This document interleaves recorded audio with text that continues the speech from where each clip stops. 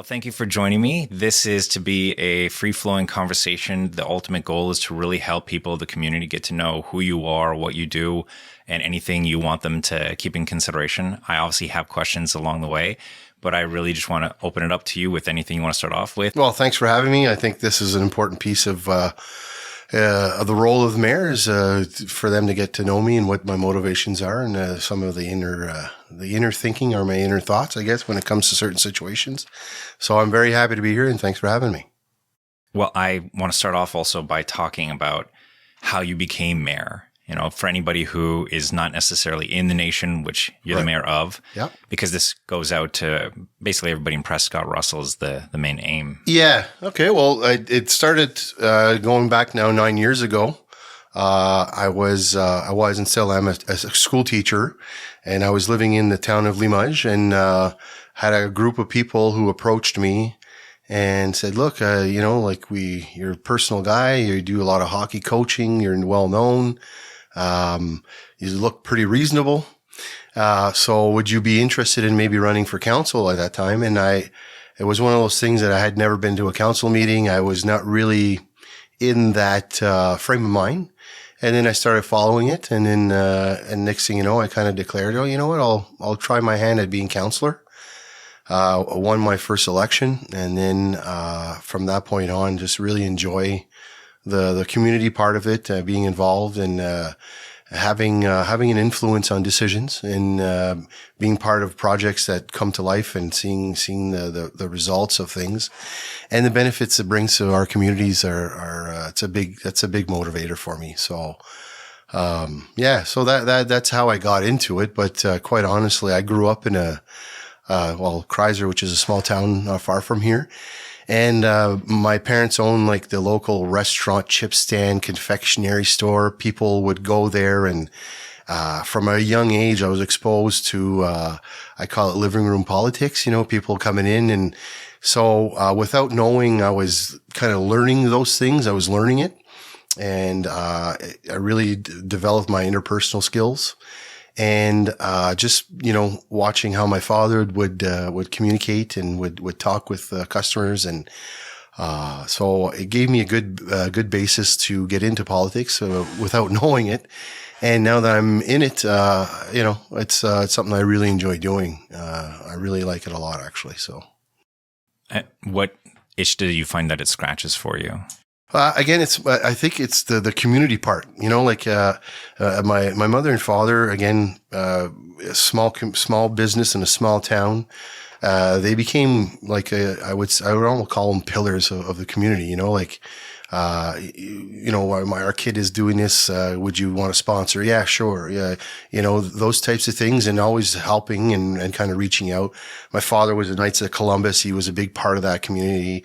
That kind of stuff. So, the giving back is kind of good, volunteering again. Before I got into politics, it was through minor hockey. I was always coaching a hockey team of either one of my three sons or, always kind of looking to do that kind of stuff. And it also, I think, I don't know if it's a niche, but I mean, I'm a school teacher as well. And, seeing and helping out kids and all that kind of stuff, it's kind of part of my DNA. So, it definitely, if you want to call it a niche, it definitely, there's something there anyways, for sure. When you were refereeing, did you find that some people came up to you and shared gratitude for how you were refereeing or dealing with conflicts and situations? I was never really a ref. I was a coach. Oh, sorry. Yeah. And again, it's, you're not always going to satisfy every parent and everything. But again, I think teaching, I've been teaching for close to 20 years now. So that, those, types of interactions with parents or whatever the case may be, either in coworkers or principals or, it does, you got to do it professionally and you have to do it with a very reasonable and, approach. And, you can't let your emotions get too high or too low. So it definitely, I think the coaching aspect of it, having to deal with kids at different ages as well. And, to say that it had a massive influence on how I approach people and communicate with people today, Possibly, but I think it's there's a bigger, it's part of my profession. And then whenever, like I said, growing up in that small town and in the business where everybody would come and have a coffee and get things off their chests and talk about this and talk about that, well, then that definitely, I think, became part of my DNA growing up. It definitely taught me, the interpersonal skills. It's very, it's probably the number one skill as mayor or as a counselor, that you need, because, when people are coming up to you, it's very rare they're going to say, hey, great job, and you're doing awesome and keep going. Typically people approach you with, something that they may not be happy with. And again, you have to learn how to cope with that and deal with it, and to make sure that, you try to find a win-win situation where that person or that citizen is happy with the outcome, and that it's a reasonable outcome that we can provide. So it's not always easy, but I mean, that's part of the gig, right? You have to find ways to find a win-win situation, like I said. And how long? I'll let That's you. okay. Yeah. How long were you a counselor, and how have you found the transition from counselor to mayor? Well, I was counselor for 8 years, and like in the nation municipality, we have it through wards, where here in Russell or in a lot of other municipalities, it's at large. So I had at the time was Ward 4, which encompasses mostly the town of Limoges. So it definitely prepared me for a lot of the stuff, because the learning curve when you're kind of fresh is it's a steep one, because there's a lot going on in municipalities, and there's a lot of rules and regulations that you got to follow. And it's not just by sheer political will that things happen. Like, you have to know there's procedures that the province imposes on you, and you have to follow those rules and regs. And so learning to navigate with those is a learning curve it took me a while. So I think as counselor, you get to learn those things, the terminologies, budgets, you're part of those discussions. And so you learn a lot of that for sure. As mayor though, it's a different level for sure. Because, to say that you're the go-to is I think it's a little bit arrogant. I wouldn't put that term on myself. But you're looked to as, okay, what's like, where are we going? What's the philosophy? How are we steering the ship, So you do have a little more influence, that's for sure. And I enjoy that. I really do. And, I have a phenomenal working relationship with the employees. And, again, I consider myself very lucky as a mayor to have the staff that we do have, because it seems like they're at the core of them, they're always willing to want it to work. And, sometimes it's at their own personal expense, and, because it's, that's the type of, I guess, that's the world they work in. Because when you work for a municipality, you're always kind of, and a lot of them live within the municipality that they're working for. So it does come to, I would say they do things at a personal expense, but getting back to I'm very lucky that I have a good staff to rely on, and that are guiding the ship in such a way that, they want it to work, so it's good for that. We're lucky. So, yeah. Yep. When I was running, I went and talked to all the heads of the department that I could, and consistently I found that there was that motivation of thinking of the community at large. Like, in contrast of when I've worked in different departments and different companies, marketing agencies, or just private businesses, usually there was this bottom line element of the conversation of, well, would this increase or lower our profits? Right. Whereas the thinking about how somebody felt, unless it was specifically being an account manager, where my job is to manage the person's relationship with the business. But consistently, every department that I talked to, the heads, they really cared deeply about their staff, and they really cared deeply about the community and trying to figure out what's fair. Yeah, I think it's like I always I joke around with my roads superintendent, because our emblem's like an N, right? I said, well, just because you're driving around on that with that N on your side of your truck, it almost, people feel like they have permission to go and, kind of give you negative comments or something that, where if it was a truck from Tomlinson or Cornwall Gravel, well, you know what, they wouldn't say a word, So there is an element of that it does, they do, but circling back to what you said, I think they all they want it to work. They're there to provide services for the people, the taxpayers. And I think that's, when you boil down the employees or the different departments, that's at the core of what they're trying to do. And I definitely feel it as mayor. I felt it as councillor, but as mayor, you're kind of a little bit more, you're a little bit more involved in the day-to-day stuff, where a councillor, you kind of see bits and pieces of the picture. But mayor, you're obviously, you're in there more on the day-to-day stuff. Not to say that I'm making decisions for everybody. I mean, the staff and the experts are who are paid to do that, make those decisions. And that's an important thing. I think people in the public have to understand that, I'm not a civil engineer, that guy, he's going to do the roads. I'm not an urban planner. That guy is going to make that decision, make those recommendations, and then they come to council, and then we make a decision based on his recommendation or on his expertise. I'll just go 20 years ago, a mayor would get a phone call, say, come and pave my road. And then the mayor said, hey, go do that. And it was done like that. Well, it's no longer, that's not how things work.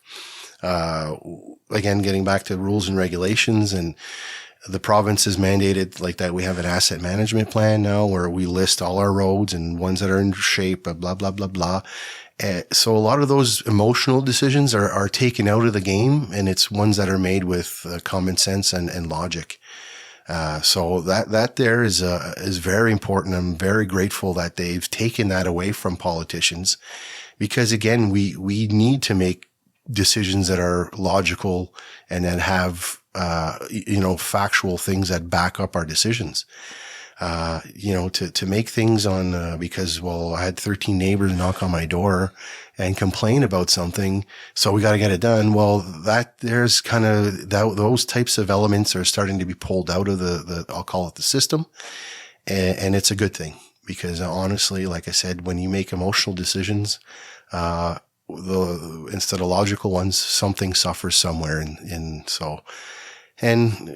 Just like everybody else, everybody's working with limited budgets, and then you got to go forward with what you can with what you got. And so whenever it's logical and it's done in a certain order, it probably works best for everybody in the end, So.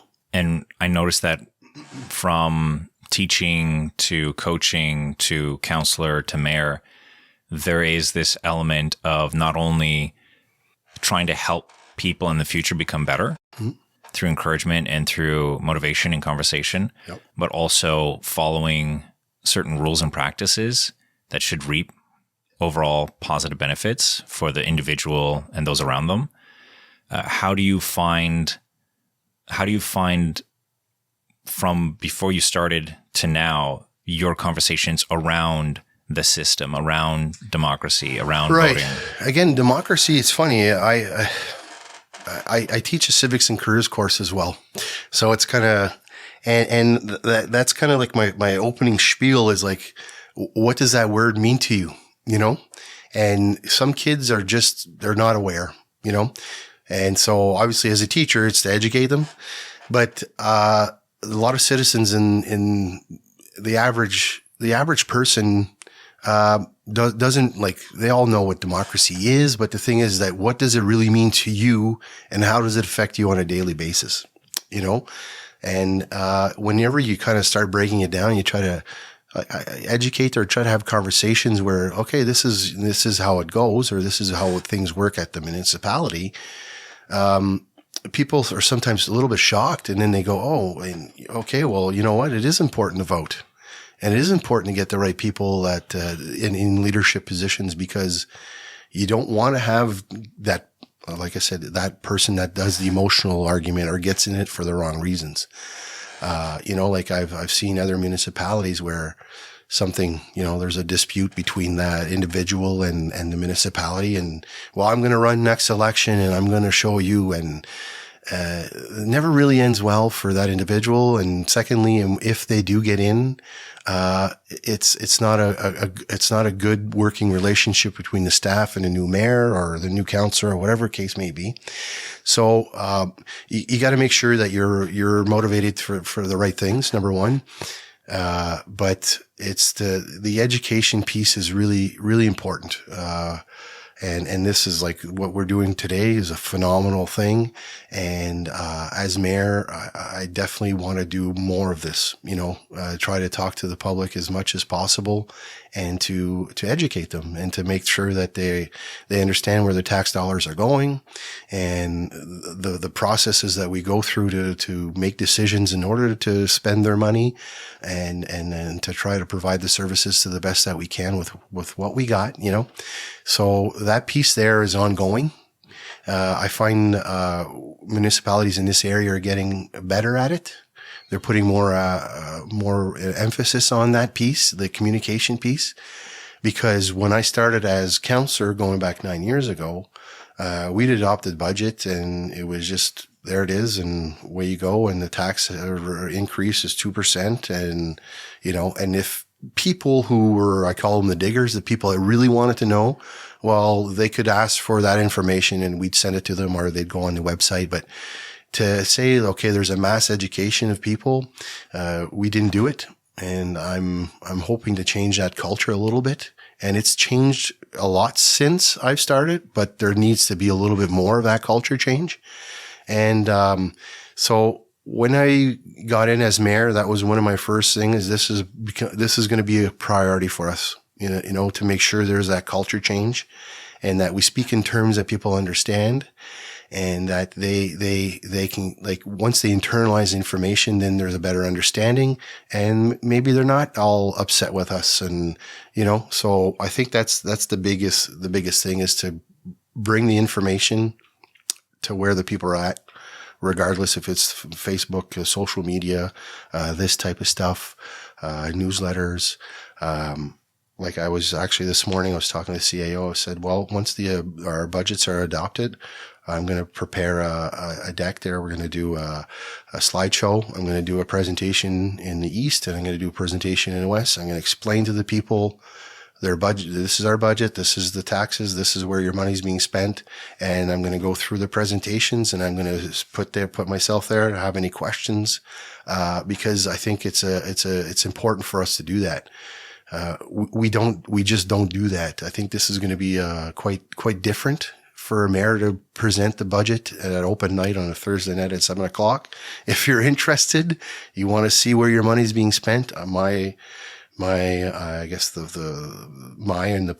municipalities were an open book. This is your money. This is your services. Let's talk through it. And if there's some things that you may not be happy, if you're going to be reasonable about it and you're not going to be, screaming, then we'll talk about it, because, it's my role to make sure that you, understand, and again, I think that's the teacher in me, because I think when people understand or whenever they see the reasons why, they may not agree and that's fine, but sometimes we're not going to agree. It's just, that's what it is. So, yeah. Yeah, absolutely. I agree with you like 100%. There's been many times when the argument's been made, well, I don't understand why they don't understand because the information's there, but the information is multiple clicks to get to. It's formatted in a way that is for people within the industry, not outside of the industry. And then the creating content essentially that is put out there to inform and educate. There's definitely a black and white difference between how it used to be and how it's now and where it can honestly go. Right. And again, it's the language. Like I know what the terms are. I know what asset management means. Talk to someone, that's an average Joe. What does that mean? Like, how does that affect me? Whenever they talk about, well, we need to put reserves away for our water plant. Well, what does that mean? So you got to break it down in terms and in conversations that people understand, and so that they know what the impact is on their everyday life. Because again, getting back to my civics and careers class, I go, okay, well, democracy, that's the first word. And then I go, okay, government. Okay. And then I go, how does government affect you on a daily basis? Give them 10, 15 minutes to think about it. And then and I go, okay, well, that's, when you wake up, what do you do? You're drinking water. Well, guess what? That's the municipal government that provided that for you. When you go and you get on the sidewalk, well, that's the municipality that does that. You cross the lights, you go to the hospital, you come to the school, well, that's provincial, and then we start talking about how government and how, our systems affect our lives on a daily. And then kids get a little bit like, oh, okay, this is important to learn. There's value in what I'm learning here.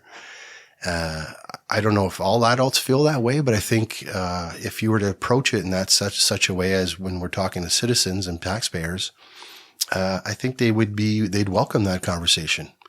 Cause again, I want to know where my money's being spent. Like, it's an important thing, best, and maybe not, my wife is not a political, she's not into that stuff at all. She wants to go to work and do her thing, come home and raise our kids and do leisure stuff. And that's fine, but for those that, maybe don't know what they don't know, offering up that information and the possibility to learn, is important. I think that's a role of every municipality or every level of government. So there's, I think the rural, municipalities, the smaller ones, we're starting to catch up to that, and, we're getting better. There's a lot of work to be done though. And that's one of my priorities. Hopefully, and it becomes our municipality's priority to educate the people for sure.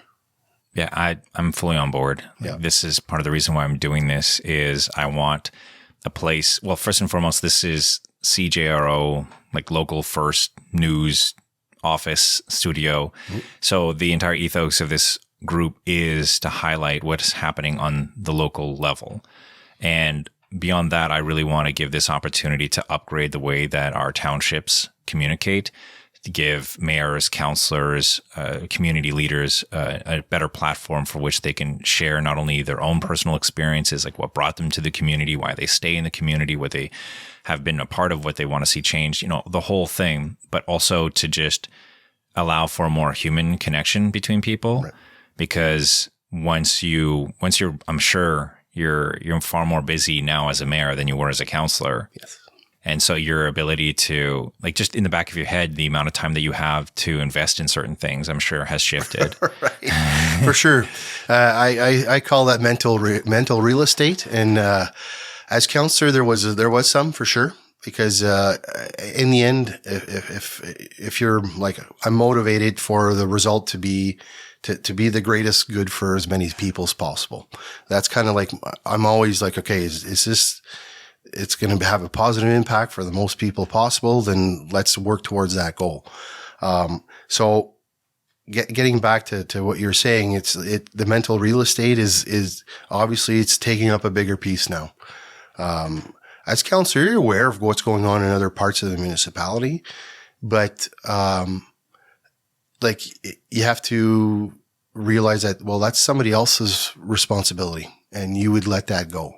The councillor of that area, that's his baby, and that's for him or her to take care of that, and with the mayor or with the staff. And so the piece of the pie that I had was Limoges and the surrounding areas. But as mayor, it's the whole pie now, right? So obviously the mental real estate that it takes up is a little bit more onerous, because it's not only at the municipal level, there's also the United Counties level. And, so I sit on council there twice a month as well. And, the files, are different, they take care of different services. They look at different things. The staff is different in a sense that, their approach is not the same. So I have to learn and adapt to that as well. and to make sure that I'm serving people from the nation municipality the best I can at that level as well. But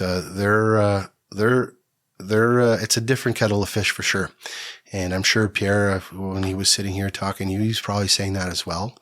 And I like the learning part. I'll be honest with you. It's created some excitement in me for quite honestly, because as 8 years as counselor for myself, not that it wasn't challenging. I never would get to say that, but I felt myself maybe a little bit stagnant. It was time to move on. And it was either I walk away from it or I take the next step and go as mayor. And, after a long chat with my wife and, she's like, look, you're happy whenever you're in that element. So keep going, and, she was very supportive, and I'm very lucky that she is supportive because, I am away, more as mayor, and, so that time that I'm away, well, she's got to pick up that slack, cause we do have 3 kids. And so she's been phenomenal for that. I've been very, very lucky. And, so it's good though. I mean, I so far so good, put it that way. So far so good. It's not always going to be good. There's going to be some decisions that are going to be tough, and that we're going to have to make. But again, it's through logic and facts that we have to make these things. They're not emotional decisions. So there is going to be times where it's not going to be pleasant. Just like the last 8 years as counselor, it wasn't always sunshine and rainbows. Sometimes there was, especially on social media, you get the negative comments, and that there is where you see that it's the humanizing thing that we're doing. Like what I consider this now is important because it's easy to blast somebody behind the keyboard, right? But that comment can be hurtful. And, I look at it from the sense, well, I kind of signed up for it. That's kind of it's part of the role. It's again, getting back to it, like it's decisions are going to be made and it's not always going to be popular. But, sometimes my wife would be like, I can't believe they're saying that about you. And do they understand the work that you had to put in and the time and all that kind of stuff? And you're doing the best you can with what you got. And, so it was personal for her. And sometimes it still is. She's getting better, but, it's sometimes like, again, I signed up for it. My family didn't, but you know what? It's part of the gig. She gets it now. And like, I've always kind of gotten it. And, like sometimes, like one time specifically, I remember I'd say about 4 years ago, I'm tying my boy skates in the change room, Some guy comes up, hey, something with the roads and it's Sunday morning. Can I have a moment to tie my son's skates? And then you know what? I'll be more than happy to talk to you. Just give me this 10 minutes, please. And when I said it to him, I think he realized, and again, that's because I humanized, he just saw me as the counselor, and that's why I got to talk to him now because my issue is very important to me. So it's got to be important to him. And when people realize that, yeah, I'm a family man and and all that kind of stuff. So, it doesn't always turn out that way because again, people are emotional beings. And sometimes whenever they're upset, they can say anything they want. And, social media has made it such a way that buffer zone before you see the person, to calm down isn't there. And people will say things that, that aren't true or whatever the case may be. But again, back in the day when you had to write a letter and send it, or actually had to go and talk to the person on the phone or went and saw them, there was always that, I call it the buffer zone, where things calm down and that you can have a civilized conversation and try to find a way to resolve the issue, So it's changed, that's for sure, from back then. And, the mental reset, whenever you're a mayor, obviously it's quite a bit more. But again, for me, I enjoy it. Honestly, like I like thinking about that. I like coming up with solutions. I like having to develop relationships to get to the next level and all that kind of stuff. So it's something I've enjoyed so far. I know it's been early in the game. I still got 3 years and almost 4 to go in this mandate. So we'll see. Yeah. And when it comes to wards versus serving everyone abroad, what do you think of the idea of there being wards or just removing them? So if you're a councillor or you're a mayor, you represent everybody. Yeah. See, as a mayor, you represent everybody, but councillor, what happens is in our municipality is very diverse in the sense that it's a very large municipality. And when you start getting more west, the population becomes more dense. And if we were to do at large system, it would tend to maybe favor the western side of the municipality a lot. And so you need to protect that the integrity of making sure that everybody's represented they're represented, their voice counts. So wards do work for us. I mean, recently we actually had to change them. I can talk about that soon, but getting back to the system for us, it works. Because you'll have a small town like Saint-Bernardin where there's maybe 300 people, 350 people that live there. And Limoges, we've recently crossed a threshold of 4,500 people. So, you wouldn't want three people coming from Limoges as councillors because they would get all the votes right away. And there'd be that perception that they can grab all control of that. And you don't want that. You want to make sure that everybody has an equal voice when it comes to the representation as far as having a voice at council. And so recently we actually had, previously to this election, we had 4 wards. But there was such a disparity in population. The ward that I represented, which was Ward 4, if I remember correctly, the numbers I had close to 4,500, maybe 4,700 people. And the total population of the municipality was like 11,000. So they were saying that, well, when there was a study conducted, or like, well, you can't keep it like that because what's happening is that the person that's voting for one chair in a ward of close to 5,000, which is almost 50% of your population, that voice gets diluted. It's getting back to the idea of democracy. Well, you have to try to keep it as equal as possible. So anyways, they came up with a study and they came up with the idea of maybe creating 6 wards. And that's what we adopted eventually. We got to that point where Limoges now was split in 2. They created another ward around Casselman and they redistributed the other wards in order to try to make it as equitable as possible. So each ward has a relatively close amount of people in it. So every chair at the council is equal. Are we going to have to redo a study in 8, 10, 12 years from now? That could be possible because population growth is not equal. Because as you get closer to Ottawa, that seems to be where the growth is. So if everything goes to what we're hoping it goes to and planned, Limoges is going to grow exponentially. Like there's going to be, we have, right now as we speak, we have like 1,500 new, doors, I call it like houses, apartments, approved through different subdivisions, things like that. Well, that's going to increase that population again. So will it be distorted again? Possibly. But again, that's a problem that we'll look into, when it happens, But again, you have to make sure that the smaller population pockets are protected, and that's the award system does that.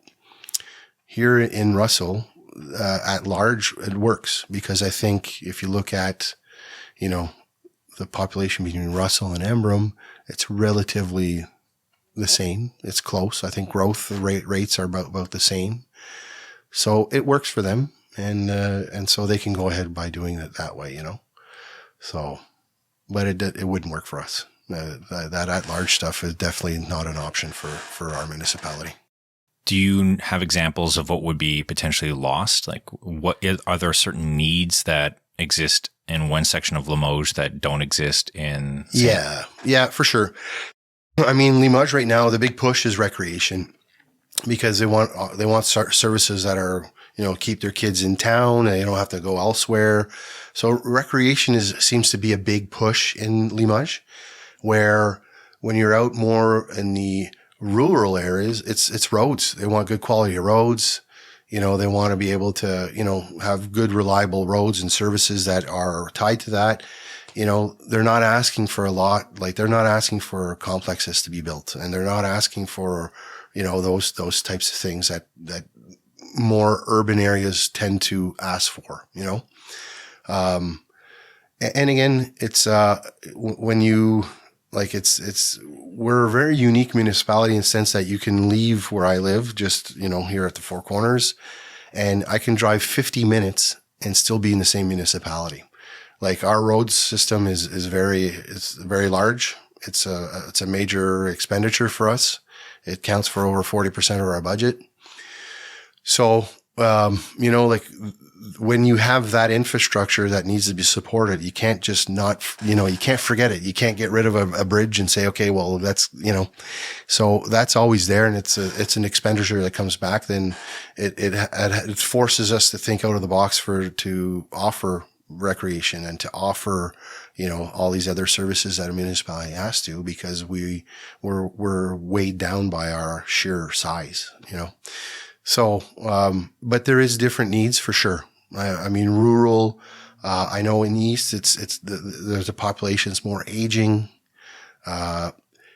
Here in the Western part, Saint Albert included, very young families. Like, they're putting down roots. They want to be able to call St. Albert's their home forever, same thing with Limoges, and same thing with, as that starts to happen more and more, we're seeing that the demands on our services are different, so we have to try to make that happen. But they are very diverse for sure, Now, when it comes to roads specifically, in the old system, the old way of just call up the mayor and enough people bother the council member or the mayor, then they get to have a bit more sway as to where money flows. But now with the asset management approach of, let's analyze the usage of roads, their lifespan, how much it's going to cost to repair versus replace kind of stuff. And so you come up with a logical, reasonable methodology as to where that funding goes. Right.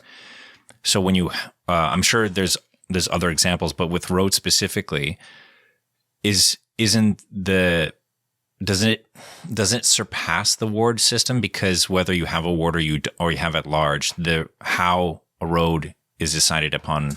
Right. Here, I'll give you a perfect example. When I started, again, as counselor 9 years ago, well, there was 4 wards. Well, the way the budgeting is that, okay, well, we have 100% of the budget. Well, Ward 4 gets 25, 25, 25, 25. My ward at the time, the roads were relatively good. I didn't really need 25% of the road budget, but that's how it was administered. Looking back, I mean, that was a really poor way of doing things, because guess what? Ward 1, where there was lots of roads and they're deteriorating at a more rapid rate. Well, he or she or they needed more money to be spent in that area. So the asset management, no more war. It's literally, that's it. That's all. It's a list. And like you were saying, it's all, we had an engineer come in, rate our roads usage. And like you said, there's a formula they come up with, and then they rank the roads. And then basically every year, whenever it comes to capital projects and spending money, and it comes, like, we're going to start our budget process there in a couple of weeks from now. Well, the road superintendent says, okay, well, we have 9 roads that are in the red that are, that need to be done. We have money to fix the first 6. Well, then, okay, let's do that. Regardless of where they are, that's what's the need. So that's where the money goes. And then next year, or if throughout, let's say we get a grant or something happens, we get more money, then we will be able to fix another road that's in the red, because every year, more or less, they take a look at that asset management. I know the plan gets revised every 5 years, but every year, something could happen. There's a thaw or whatever the case may be that destroys roads. Maybe there's something that happened that was out of the ordinary, or the cost of something is going through the roof. We need to fix it now. So we let the numbers make the decisions for us now, where before, again, it was like, oftentimes it was an emotional one. And, again, I'm very happy that they took that away from us. We have influence elsewhere, and this is one that we shouldn't be, we shouldn't have that influence. It really you have to let the numbers speak for themselves. So it's a good thing. So yeah, when it comes to breaking them down by wards, it's no longer that anymore. Used to be, but it isn't anymore. So we basically have let the asset management plan make those decisions for us, coupled with our expert, who is the Warder Road superintendent, and then we try to make it happen that way. So yeah, Yeah, I can understand the idea around wanting to have wards to protect the unique needs of smaller communities, so you don't end up like everybody who gets elected is from Limoges kind of situation. Yeah, exactly. But then at the same time, I find more and more as we start to have more science-based approaches to how we manage growth, it starts to bring it out of the niche particular needs, like with the road as an example. And I kind of like the idea of whoever gets elected is then, in a way, influenced to start thinking beyond their initial surrounding area. Right. But how that plays out in practice, honestly, that's a whole other situation. You could say to people, all right, all of you who got elected in Limoges, you have to start representing these smaller towns, but will they? And are there any negative repercussions if they have? Right. And again, I can speak from experience that you, how can I explain? Like right now, my bubble is a nation bubble. Yeah. I represent everybody in the nation, and I'm their mayor. We go to the United Counties. We talk, like, again, I'm just starting to learn that thing but I'm going there as a team of, okay, we're representing the United Counties, but my heart is always going to be in the nation. That's my, that's how I approach. And I think, whenever you have a ward system, like it or not, I think human nature makes it so that you feel that way as well. I know whenever I first got into it and I had Ward 4, the people I talked to on a daily, the people would call me, I'd go have a coffee and go have supper in Limoges. Well, that was my influence was that, So it's hard to get beyond that sometimes. So, again, it's, you want to, the pie is only so big. You always want a little bit of bigger piece, and you can try to justify it all however you want.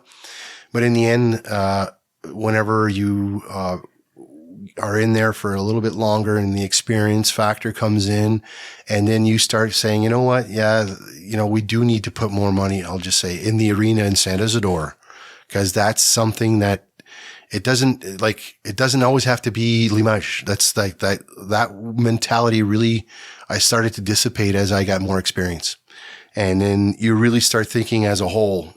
And then as a mayor, well, then that's the only way of looking at it, That's the only way I look at it. Like I live in this area, but you know what? I'm the mayor for everybody, and I'm going to try to work and serve and improve everybody's life equally. Like that's my philosophy, and that's my role. I think, that's how I approach things for sure.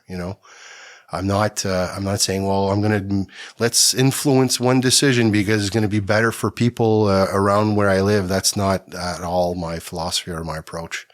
I'm always looking at it from a global, as a municipality as a whole. Mm-hmm. It's hard though to distance yourself away from that because people. I think electors are, the citizens, he's from Limoges. That means everything's going to go to Limoges from now on. And it's just not, it's not the case. It's not going to be the case. I have 4 years to prove that, but it's not in the way I'm approaching things. It's not in my philosophy. And hopefully people we'll get to see that out of me in the, upcoming years, in the way we spend our budgets and the way we approach things. I mean, I've said it multiple times today, but I'm everybody's mayor. I'm not just a mayor for part of the municipality. So, that's at the core of my approach for sure. And when it comes to the United Counties and understanding that we have a 2-tier, I guess, overall municipality, how has that conversation been with people and explaining where the rules and boundaries and responsibilities lie? Yeah, it's new to me. I haven't had a lot of conversations about that yet, but I'm looking forward to them. And I'm learning still, we spoke with Pierre Leroux, really sitting down with Pierre and just talking it out. And he's been a real good, good ear and good guy to have around and ask questions. And he's a straight shooter, and I trust him. So it's good, So there's a learning curve for me to happen there. And the thing is that how people give their tax dollar, it just gets taken away, but they don't know, they wouldn't know that 35% of that money goes to the counties. They don't understand that every dollar they give the municipality, we only keep 52% of it. 34 goes to United Counties, and then 16% goes to the schools. So whenever they say, oh, well, we're giving you $5,000 of our money. Well, yeah, okay. But we're actually only keeping 2,500 of it to offer the services that we offer. And the rest is going to the United Counties, and they're doing this with your money. And so I'm looking forward to trying to educate the people on that for sure. I need to get better at it myself, though, quite honestly. I'm starting to learn how the social services, the affordable housing, and what, all the United Counties where their money gets spent as well. Again, I've had, I think now a total of 4 or 5 meetings with them, spoken to staff a little bit, and I'm learning, the other day I spoke to the gentleman who does the emergency services. So I'm learning about how the ambulances how that service is funded, how it's provided, so as I'm learning and having conversations with the staff at the United Counties level, then I can turn around and feel comfortable giving that information to the citizens. I got a lot of learning to do. That's for sure. There's so much to learn. It's crazy. It really, really is. And, but I like that.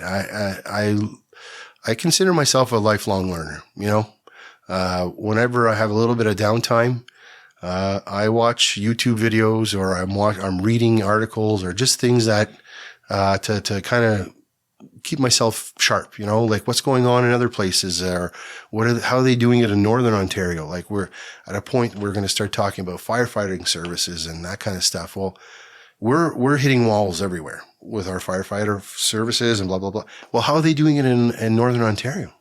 So I looked that up. I want to learn about what are the solutions they're trying to implement, or what are some of the challenges they are having.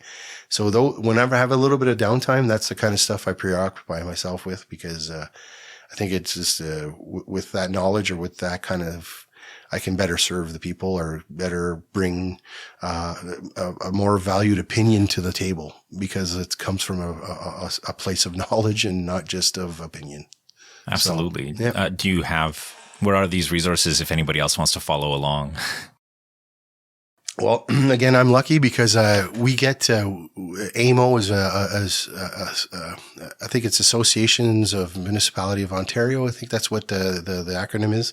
Well, they send us information and that kind of stuff, and articles, and then it's like a rabbit, going down the rabbit hole. You can click, and then you kind of find. But AMO is a big one if you want to know, if you want to learn. That's definitely a good jumping off point. And there's when you go to conferences, we go to OGRA, which is Ontario Good Roads Association. Well, those are good. You go there, there's different conferences you go to, you learn, and then you make connections. And then next thing you know, you get hooked into those types of websites. And so there's a lot of, but again, it's so big.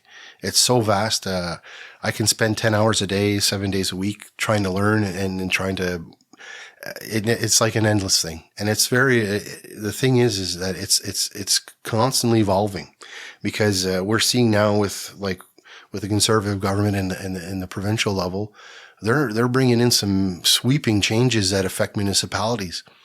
So to understand those changes and how they affect us, and then to have them better serve us, and how we can work with the province to it's constantly evolving, and it's a big, it's a big matzo ball, if you know what I'm saying. There's a lot there going on. So that's why you have to have a good staff that's reliable, that that they're there to help you, and to they're the subject matter experts, and then you got to rely on them. And that's that relationship is very important. So, like, circling back, I'm extremely lucky to have the staff that we have, because I think they're good. They're experts in their field, and they come prepared, and they know their stuff. So, I definitely want to dive into your relationship with the province and also the federal level, how that's evolved over time, but also specifically with, I know a lot of the changes that have been coming through, and it's one of the reasons why I want to have conversations with people is because, like, this is a lot, and I want to understand what people think about it and how they feel about it and what their ideas are about navigating. Right. Yeah. We're municipalities. I think the best way to describe them are just we're an extension of the province. They come up with rules and regs, and then after we need to implement them. And depending on the different areas, then it may look a little bit different. But if you boil it down, it really comes down to what the province is telling us what to do. So, like recently, like we were talking about Bill 23, there's a lot and more homes, better, faster. You got it. And how that impacts us, and there's some big changes, and so how does that impact us? And then, there used to be, again, when we'd have a housing development, we had to put it out to the public, and they had their say. And if they didn't like it, they can bring it to the Ontario, the OMB. There was an appeal process. They scrapped all that stuff, so, developers have been given a lot of power, in the sense that whatever regulated them before, and some of the stuff that the rules had to follow, it's out the window. So citizens need to understand that, being that we're only an extension of what the province is, there's going to be sometimes that there's going to be a development or a housing or something that comes that may not appease the people in the area, but we have very little say now, which is too bad. I think it used to be, I understand the logic, because sometimes, there's going to be more traffic on the road, it has to be a valid excuse why you wouldn't want that housing development, or whatever the case may be, that development in your area. It got to the point where there was too much red tape, and then so now the pendulum swung the other way completely, where they've taken away all the red tape. So I'm a little fearful of that it's given a ton of power to the developers, that they can just push forward with very little oversight. It is our role to try to ask the questions and try to hold back, or try to modify, or try to mold to what the people want. But in the end, it's the province that ultimately decides, because that's just the way it is. Like, we can say no to this, and they'll appeal, the developer or whoever the project belongs to. They appeal to go over our head, and it'll get approved right away. Like, that's the world we live in right now. So who knows? Maybe the next government will come in and say, you know what? No, now it's gone too far. The other, like, it changes, right? So we need to adapt to those changes, and we're kind of scrambling now with all the changes they've come up with. We're scrambling to understand the impact. And then also how do we deliver our services with those new parameters that have been put on that? So we'll see. I mean, I can see the logic behind it, because we need a lot more houses, and in the end, that growth is good. But we got to make sure that it's measured and it's done properly. But I think some of those things, some of the stop gaps have been taken out, and we'll see. I mean, I know there's the developers in our area are kind of happy with the changes because it was very costly. Sometimes a lot of red tape or just waiting around asking for things. And, this bill is given some powers to municipalities to just approve. We no longer have to wait, on provincial, jurisdictions and things like that, which is a good thing.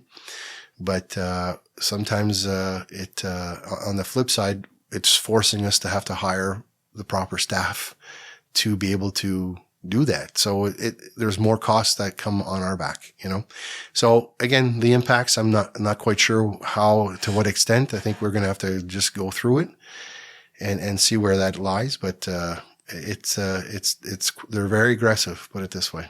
They're very aggressive. Yeah, there's definitely some things that are good about it, and there's some things that I feel are fundamentally anti-democratic. Like, there's problems for sure. And instead of trying to figure out how can we build upon our system and improve it, they're just like, just throw it out, get rid of it, and like you said, giving so much power to the developers. It's like, I'm concerned about how basically an organization, a corporation, a business that has very little understanding of what it's like on the ground level compared to the municipality and the people that we pay our taxes to have a strategic growth plan based upon standard practices, what we've seen in other communities. Like, they are the people who are the experts on the ground, trying to figure out how can we expand in a way that's sustainable and that is the most efficient and cost effective and will reap the best return on investment. Right. And then you can have somebody else come in now who's like, well, we're going to do it only in a way that only benefits us. If you want a specific green space or bike paths or walk paths, that's up to us to decide if we want to do it or not. And we can listen to you, but we don't have to listen to you. As before. Yeah. Yeah. And again, it's the motivations are different, right? They're motivated by profit, where we're motivated by providing services that are sustainable and the quality of life of our citizens. Does a housing development impact that negatively? Not always, but some things may have a negative impact, and where people would speak out against it, and with reason. Mm-hmm. I've sat in meetings where, people would come in and they had a legitimate beef with what's going on, and I would have to vote. I'm not voting for this. This is a no-go, and to make sure that in the end, that project or whatever development, who it impacts, that they have a voice. This new bill takes all that away. The appeal process has been really streamlined and almost to the point where it's been removed. So that does create a little bit of anxiety is not the right word, but it does create a little bit of like, but I understand that the other system too, where someone can pay $50 and, to appeal and then have the whole process slowed down by 6 months and 8 months, and forcing developers to have all these studies done and commissioned. And that wasn't right either. There needs to be maybe something in the middle, where people are heard and they have their voices, make sure that the ones that are being impacted are properly heard. But it can't be, mm-hmm. I think the pendulums might have swung too far on this. And, as developers who are motivated by profit, they get real aggressive and they go forward. Well, we'll see what that turns out in the long run, Mm-hmm. Yeah, I didn't know that the system was that way before. I didn't know what was in place before, that somebody could just present $50. Yeah, it's $50, and then basically you said, okay, well, I'm appealing this, and then all of a sudden everything stalled. And then after there had to be a judge that was, or like an adjudicator that was to the case, and then all the documentation went to them, and then it's like it was a really slow, long process, and things got costly. I'm going back to the one I know best, for example, the medical center the medical hub in Limoges that went up. I think going back now, I think we're looking at 5-6 years ago. But anyways, well, it was a sizable building, and there was impacts of the neighbor, like a couple of neighbors that were being impacted, and they wanted to make sure. And well, as we're going through the approval process, well, somebody objected and no, we don't want this here, and we're going to fight it. Well, it was literally $50, and after they put in their paperwork, and then all of a sudden the project stalled. Well, the developer had to get, he had to get a study on the lights, how far, the noise. They had to do all the parking, where they're going to do their water. And it cost the developer $80-something thousand to get all these studies commissioned and done. And then when they got to the OMB process, well, what did the complainant have? He had like 4 pages of written, it was just, they weren't prepared, and it literally took 40 minutes, and, we're throwing this out and the project's going forward. But he lost those 6-7 months and that 80,000, and we're small scale. I can imagine if it was somewhere like in Toronto or in Ottawa where they're playing with big multi-million dollar, I could see where you want to be able to take that out, because all those delays, prove to be costly. In the end, it's always the consumer that will pay those costs. And, you want to make sure that the system works for both, because again, you don't want to bankrupt the developer because of all the studies he's got to commission before he even gets to start the actual project. So I think there's a balance there somewhere. I'm not sure where it is, but, we went from one extreme to the complete other. So. Yeah, I totally see that point. Absolutely. Especially if there's a competitor organization just telling somebody to go and write up a cause, and then they can cause a lot of financial damage to their competition. Yeah. I do see the value in the municipality having to go to file the complaint and push, because then you have a system in which you're supposed to get some element of the population enough that the municipality representatives feel like, okay, yes, your issues aren't just your issues, but they're issues that spill out to the rest at large. When it comes to doing these studies as to the light spill, the amount of water that comes off, I would imagine that it would be very beneficial for the township to be the experts in these things. Right. That they would have over time be building up reference materials for different buildings, lighting setups, and irrigation systems that an engineer can bring by the plans and be like, this is what I'm building. And then they can plug that information into their own database and be like, okay, these are the variables that we should be expecting. Right. Yeah. And again, we do, like, our urban planner has a good idea of all those things, but we don't have it. Like, we still don't, we're hiring one, but we don't have a civil engineer on staff, because again, it's costly. Those things cost money, and when you want to have all those expertise and all those things on staff, well, you got to make sure you get enough work for them to provide, number one. And secondly, that the money is spent properly, so with the development coming, for example, in Limoges, well, we're looking to hire a civil engineer and to have that expertise on staff, because of this new bill. They are actually allowing municipalities now to approve, like water runoff and water management systems and all. Like, we are going to be in a position now to approve the plans and go forward. Where before, well, it had to be sent to the ministry. They had to have their people look at it. Then it got stamped and came back. It's all time consuming stuff that in the end, it's costly, right? Because the longer that you have to go through these processes, developers are sitting on their investment. They're waiting to monetize the land, So there's certain things like that's an example where we have to hire to make sure that we're keeping up and that we have our expertise on staff. So a decision like that, even though I understand it's good, it's going to expedite processes, but in the end, it's at the cost of the municipality. So, that's where I fear, like, when they make decisions at the province level that, okay, we're going to do this and we're going to download that responsibility onto you. Great. We want to be able to go through that, but you need to maybe help us monetarily wise to absorb that, because guess what? It's costly, Civil engineers don't grow on trees, and they're not working for $10 an hour, you know.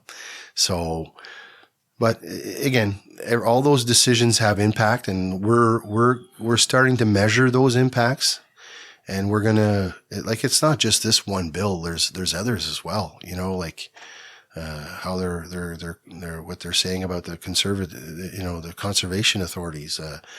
Like that's a big one, you know, like it used to be that we relied heavily on South Nation to, you know, look at a project and see the environmental side. Well, they've been cut out, you know, and that's something that is a little scary for me, you know, but again, it's all in the hopes of, you know, getting things done quicker, you know, so we'll see. Like I said, I see the motivations behind it. I just don't know how wise it is to go that quickly, you know? Yeah.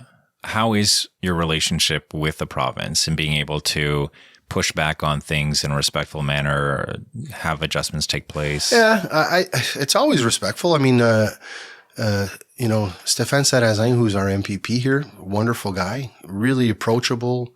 I have a good relationship with him. We have open dialogue, conversations, and it always seems constructive. So, and same thing with Francis Drouin, wonderful man. You know, just, I think he's got core values, much like myself. He's there to help the people the most, you know. That's how I get it. Anyways, that's my sense. And, so it's good. Like on a local level, I mean, I get along great with them. Now to push back, as a province, I'm not sure that, you know, the impact of a small municipality like mine has a big role to play. Like, we're a small fish in a really big pond. So are we being heard as much? I'm not sure. Again, I've been mayor for a very short amount of time. Talk to me in 4 years and see how that works. But I'll say one thing though, the two people representing us, getting back to Sarrazin and Drouin, they're very open. They're very willing to work with us. You could tell they're motivated by the right things. But like I said, small fish in a big pond, you know? So I don't know how much impact we're going to have. It doesn't mean that we don't try to influence and try to go forward, you know, but it's a lot of decisions that are made at a provincial level are motivated by what happens in Toronto and the surrounding areas of Toronto. And then we have like the fallout of some of those decisions, you know. So the perfect example is like, you know, like we were actually talking about this with the staff this morning, is like they're changing how you can do development fees. Well, in Toronto, if you're building a high rise of, let's say, 50 condos, well, the development fee on each condo is $60,000 to develop that condo. While we're charging $5,000 for a house, you know?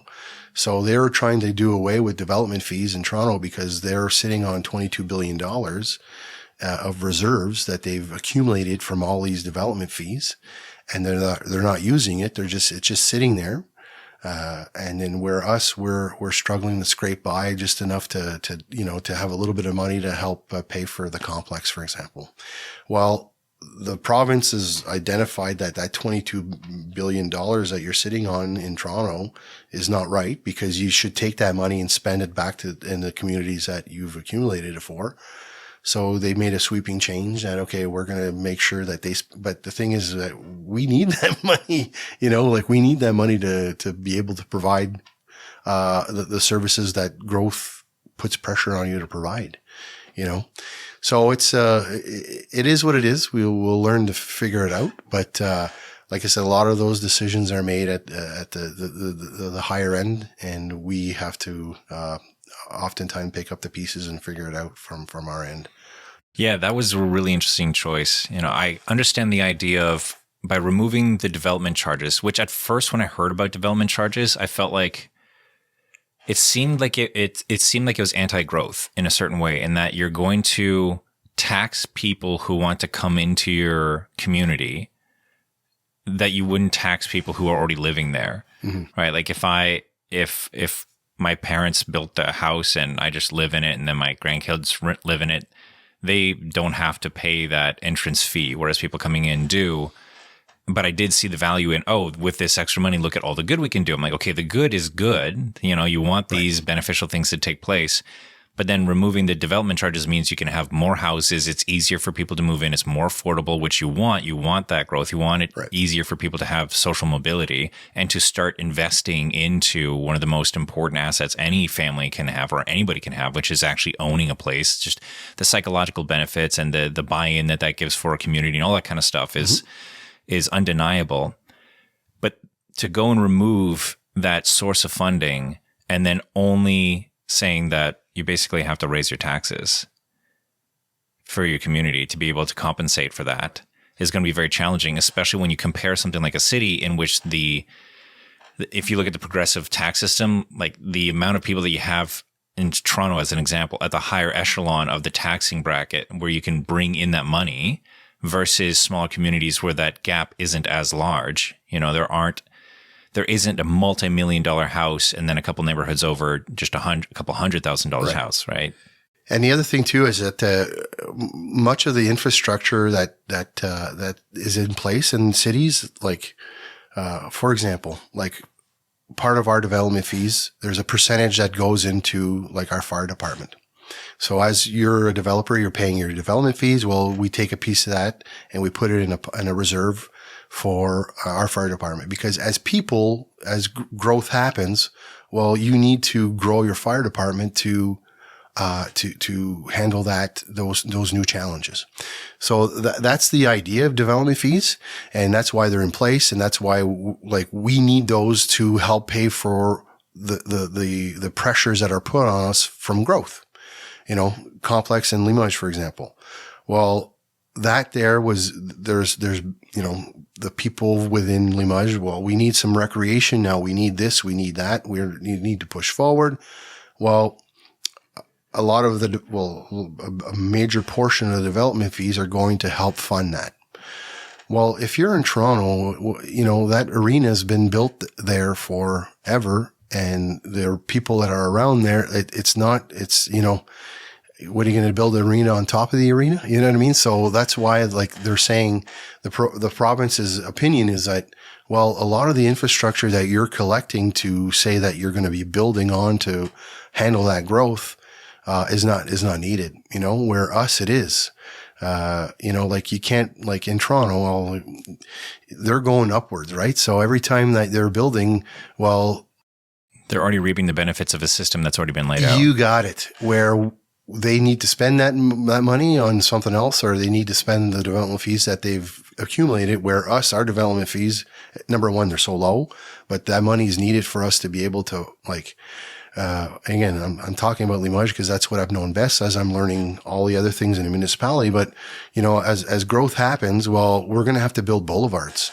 Well, that's not cheap. That money needs it, and that's not for the taxpayer that's been there forever. Like that boulevard, he's not asking for it. It's the new people, right? It's the developers that are there. So we're taking development fees and we're going to build a boulevard, based on the need that's being exercised on us from growth.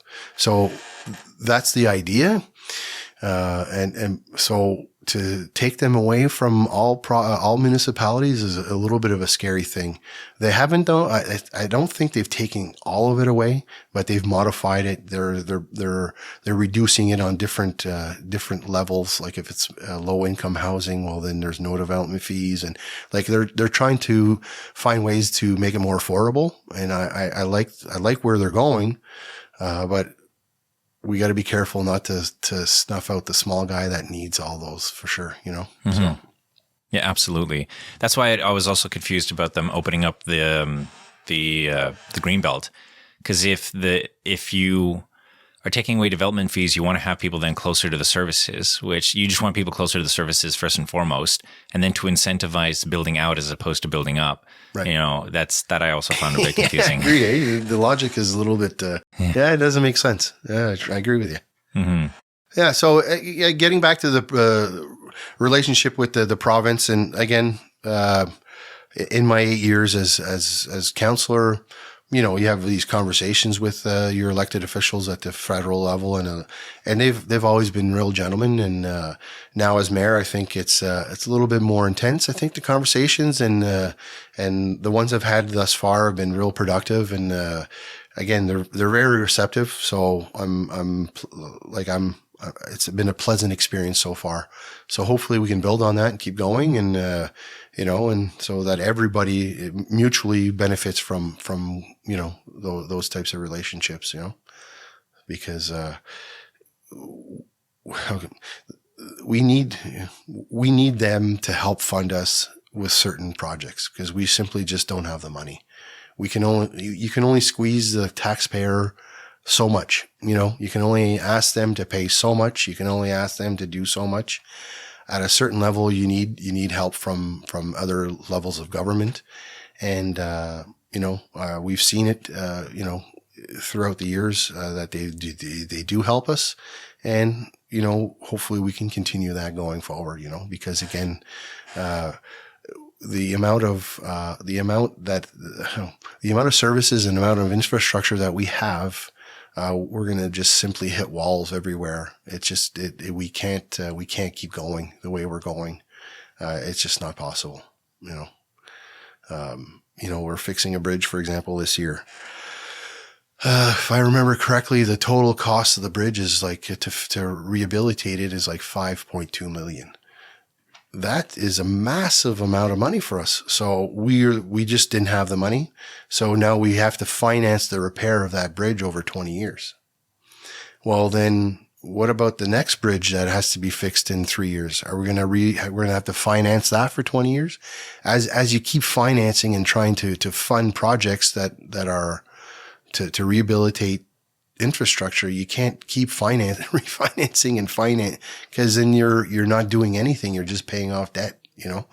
So I'm well aware of that stuff. So hopefully, like, provinces and, the provincial level and the federal level, I think they all know as well. I'm not the only one knocking on their door.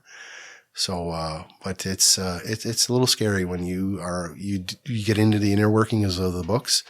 There's some things that we're definitely gonna hit some walls, you know.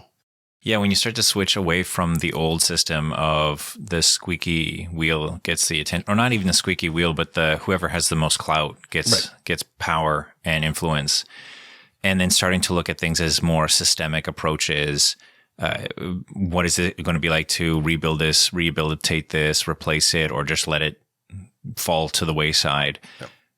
And looking at the infrastructure of your communities for generations, as opposed to just certain voting cycles, it can be very intimidating. And you're kind of looking at a situation of like, well, we definitely didn't build it with the knowledge that we have today, and we're having to kind of make do with certain situations.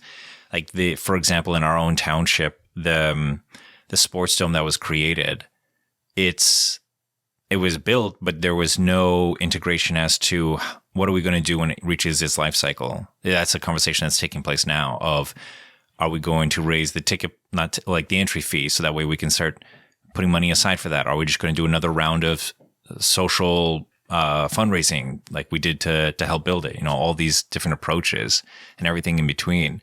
It's really fascinating. It's not just as easy as just build it and there you go. You know, the whole taking care of a community and making sure it's sustainable is a far more complex. It absolutely. Mm-hmm. I couldn't agree with you more. I mean, there's one thing to build it, but then you have to maintain it, and then after you have to make sure that, you know, in 20 years from now, what needs to get fixed. You know, you have to start creating reserve funds that you know, to keep it up to a certain standard as the life cycle of that infrastructure goes, you know. I remember we're still going through it, but there was some pressure on us, I think, to build a pool. You know, you should get a pool in Limoges and make a pool. And well, we studied it, and we're like, we simply cannot afford this. This is something that is way, way, way above our our pay grade right now. You know what I mean? Like, because not only building it, that's one thing, is very expensive. But the thing is with a pool is the reserve fund that you have to put aside because of all the moisture that gets in the ceiling.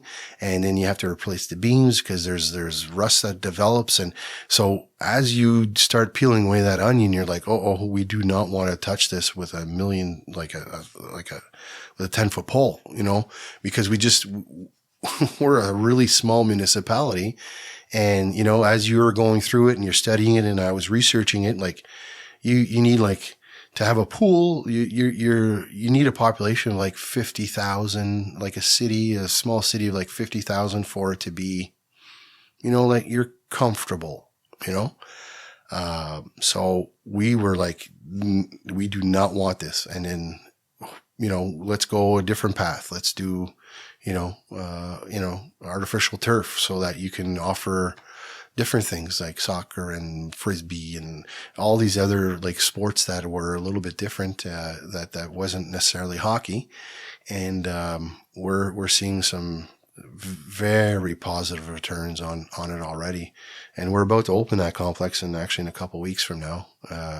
It's really something special. It's a really nice facility.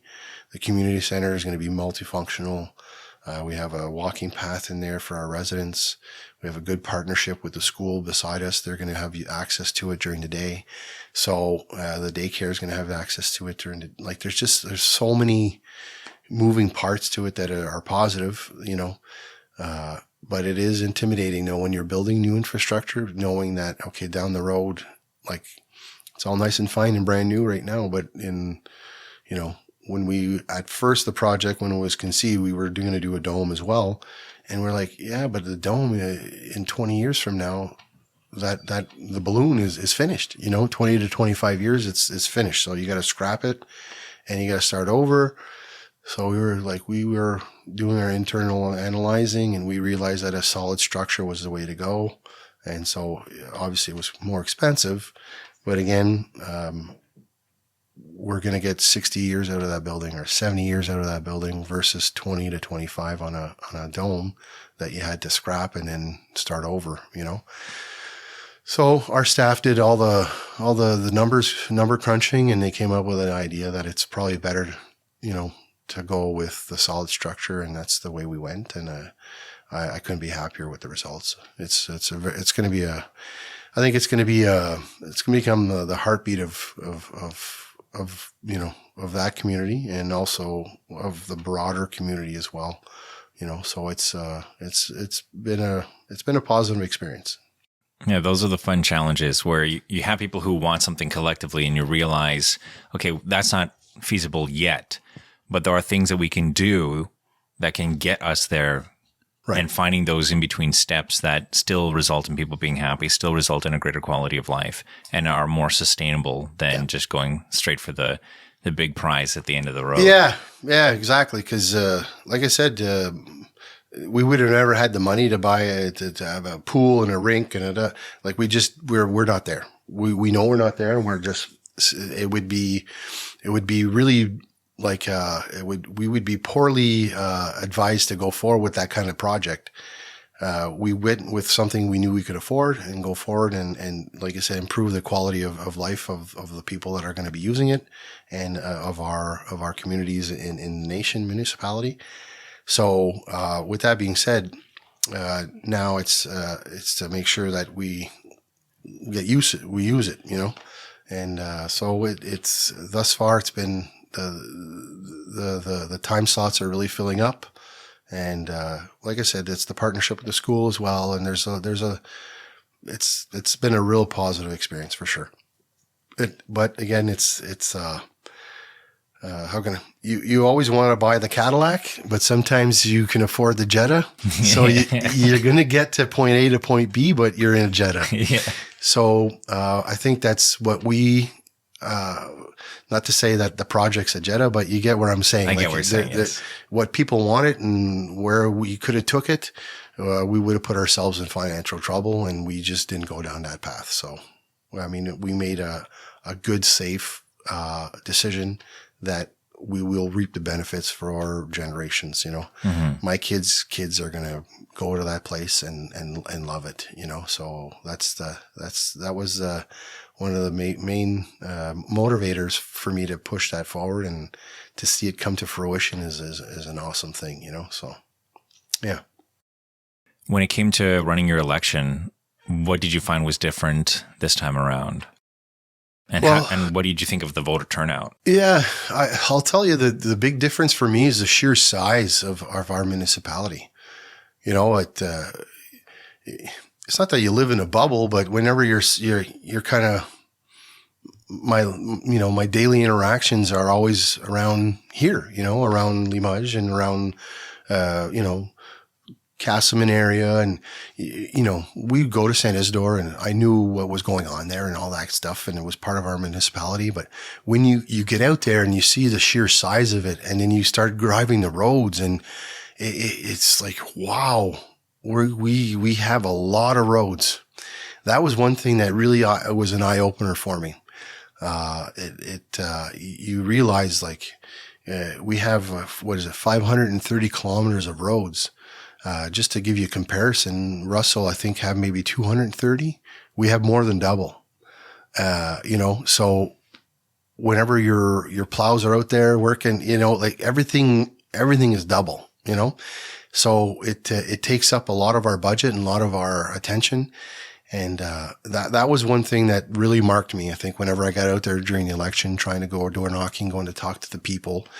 One other thing too is that the issues that are important to the ward that I had before are nowhere near that important out there, So, it was different. That was one thing that was a little bit of an eye opener.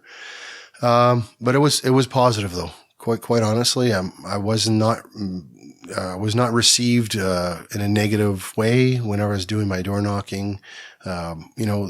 Many of the issues were common, everybody's worried about the tax rate. Everybody's worried about, this and that. And like, there's those common threads that everybody's more that are worried about. So that's something that you kind of know. But it was different. And then as far as voter turnout, to say I'm disappointed, I don't know if that's the right word. It was a little bit expected. I think us, if I remember correctly, we're in the 38 to maybe 40% range, which is, I think, average of the province. So, it's too bad. Like, you try to ignite a fire and you try to get people motivated, and it's like, it's funny. Like, I say this to my wife, or I say that to people that are close to me. When things are really good and they've been good for a long time, the motivation to vote is very, it's not, it is what it is, but when there's a very, impactful thing that's negative and that lights a fire, that's where you see people come out and vote, and where they feel that their voice really matters and there's change. And in Canada and in this area especially, we haven't seen a lot of negative, like, really bad things that have, like, had a really negative impact on their daily lives. Maybe this inflation thing could be that, could be that now. Who knows? But I'm just saying that, when things are good, people kind of just, steady as she goes, and I'm happy. I can feed my family. Everything is good. Who knows? Maybe this next election coming, people will maybe a little bit more apt to want to get out there, because, I talk to a lot of people, and this inflation thing is people are really feeling the squeeze. It's a little scary. I know I feel it. I go to Costco, I come out, my bill is considerably higher. Yeah. Gas is not cheap anymore. So all these factors come into play that, people have less disposable income, and I'm sure those pressures are being felt. And so I empathize with those people, because, I am one of them, I'm lucky that my wife and I make good money and we have good salaries. But the people that don't, they must be really feeling that pressure to provide for themselves and their family. And it's, I'm very cognizant of that whenever we're talking budgets in our end of things. And whenever we're looking at that, those people are probably suffering right now. And that we have to make sure that we have them in mind when we're spending their money to make sure we're doing it wisely. We'll see. We'll see. Maybe that's the fire that needs to have people turn out and vote more. Who knows? I'm not sure. What's your opinion on that? Is that something that you? I'm pure fire, just 100% fire. The hill I want to die on is to help people get more engaged in democracy and see voting as a very powerful and important thing to do. I'm constantly exploring ways as to how to encourage people to do so. And from what I've been understanding so far, people just not having access to the information, they just don't know. They don't have a way for that to be easily digestible for them, is usually the number one thing. And then beyond that, it's usually when there's a problem, there isn't the communication as to if you want things to get better and to be good and stay good, you have to stay involved. Right. But it's something that we understand with so many other areas of our life, in large part because of the marketing, the communication around it. Right. Just trying to stay up to date with the newest phones, as an example, or seeing the newest movie. You've internalized at this point why it's important to pay attention to that kind of stuff, because there's so much marketing communication going out there saying this is why it's important. Some of it's fluff, some of it's not. And I don't see this as any different. And my biggest fear is that people wait too late to act. And then when they do act, they go for more aggressive tendencies, like strong. Right. I agree with you. Yeah. Because I'll see it I see it in the student body. Mm-hmm. As a teacher, you're walking around the halls, you're doing this, you're doing that. That device is a constant distraction to their either their issues or whatever the case may be. And I see it as an adult as well.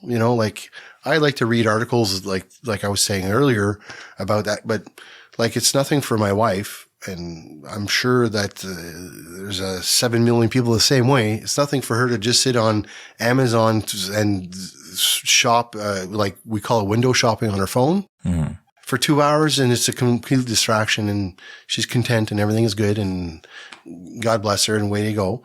And I think that's becoming the norm, where people are being distracted by either the devices or whatever, Netflix, And so I think that we're seeing the results of that. I think in the voter turnout, that civic responsibility may not be. I try to light it under the students when I'm teaching them, but it's the out of sight, out of mind type of thing. Because I know my father's generation there. Again, getting back to my growing up in that store, you better believe they were talking about politics.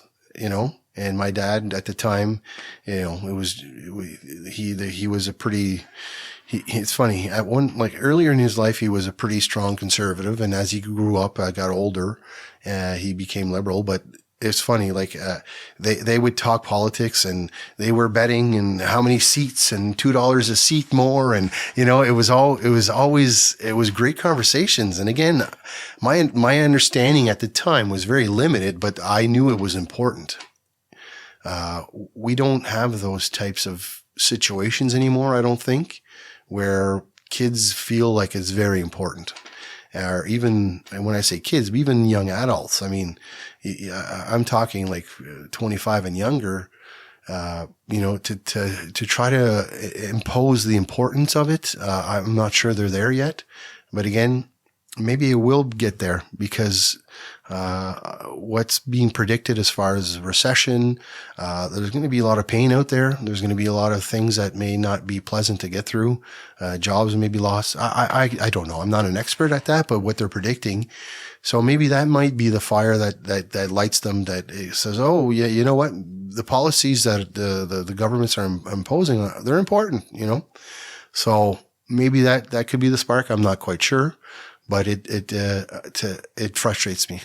Honestly, like it's where my father was, where the voter turnout, I would have to check the numbers. I'm not a historian on that, but I'm sure it was quite a bit higher than 40%, or 38%. So, how we do that, I'm not quite sure, but I'd love to be part of the process to bring that up. And I don't know if it's to make politics cool again. I'm not quite sure if that's what it is, but it does come and get me every once in a while, for sure. Yeah. Because you have only 30% of them that voted, and then when you're doing something, well, a lot of people are complaining, and no, I wouldn't ask that question, but did you vote? And if you didn't, well, then maybe you shouldn't have the right to complain. But that's not that's not the right way of saying it. But sometimes that's how I feel, But it is what it is. I mean, yeah, it's. I feel as voting is the absolute bare minimum when it comes to democracy, but it's the majority of the conversation of like, how do you know you're living in a democracy? Well, I voted. But there's so much more to being part of a healthy democracy: volunteering, being part of civil organizations, being out and about in your community. When you grew up before the internet, you grew up before cell phones. I grew up just as it was starting to become a thing. And I still have memories of laying down on the ground with my buddy, and we're just like, we're bored, and eventually we had to go out and do something. Yeah. Whereas now there's no such thing as boredom. It's not even possible. No. Like, you just pull open your phone, and if you get bored, you just get another app, you get another game or whatever it is. And you don't engage with the people around you. Right. I was fortunate to be in scouting. That got me out and being active in the community and contributing and seeing the value that I could bring, and really building that muscle and understanding of, I can have influence in my surrounding world. Right. Voting is just one thin layer upon that. Whereas I feel that's part of the challenge is communicating democracy is more than just putting an X on a ballot. It's all these other things. And what is your report card, if you will, on your civic engagement, and finding ways to make that more interesting and more possible, showing other people like you can have a positive influence. Getting involved in the King Club, getting involved in local charities and events has really helped remove the jaded nihilism that I used to feel. Right. Of like, I just vote and then like I feel powerless. I feel absolutely powerless in what can take place. But then when I organize and just do my little part for example, there's this organization called Russell Rocks. They did a musical concert to raise money for the food bank because of what's happening. There's some people who are feeling the pinch a lot less than others, and they wanted to do something to help out. And so they did a concert so people can go and have fun, and the proceeds go towards the food bank. And now they want to do one for kids in schools to help get them more nutritious meals, like kids who can't have access to food for lunch or anything like that. We'll put together a musical event, and proceeds of that go towards feeding the kids and sponsoring them for a year. Right. So that's awesome. Yeah. That's really good stuff. Mm-hmm. Mm-hmm. Yeah. Just to build on what you're saying, because I'm at my school, I'm the teacher that's kind of responsible to check the volunteer hours they need to graduate. And I find it shocking every year that a grade 12 kid going into his last semester has 0 hours of community involvement. It's shocking to me. You have to do this, number one, but you should also want to maybe do this. It's a good thing, to get out there and do something at like a soup kitchen, whatever the case may be.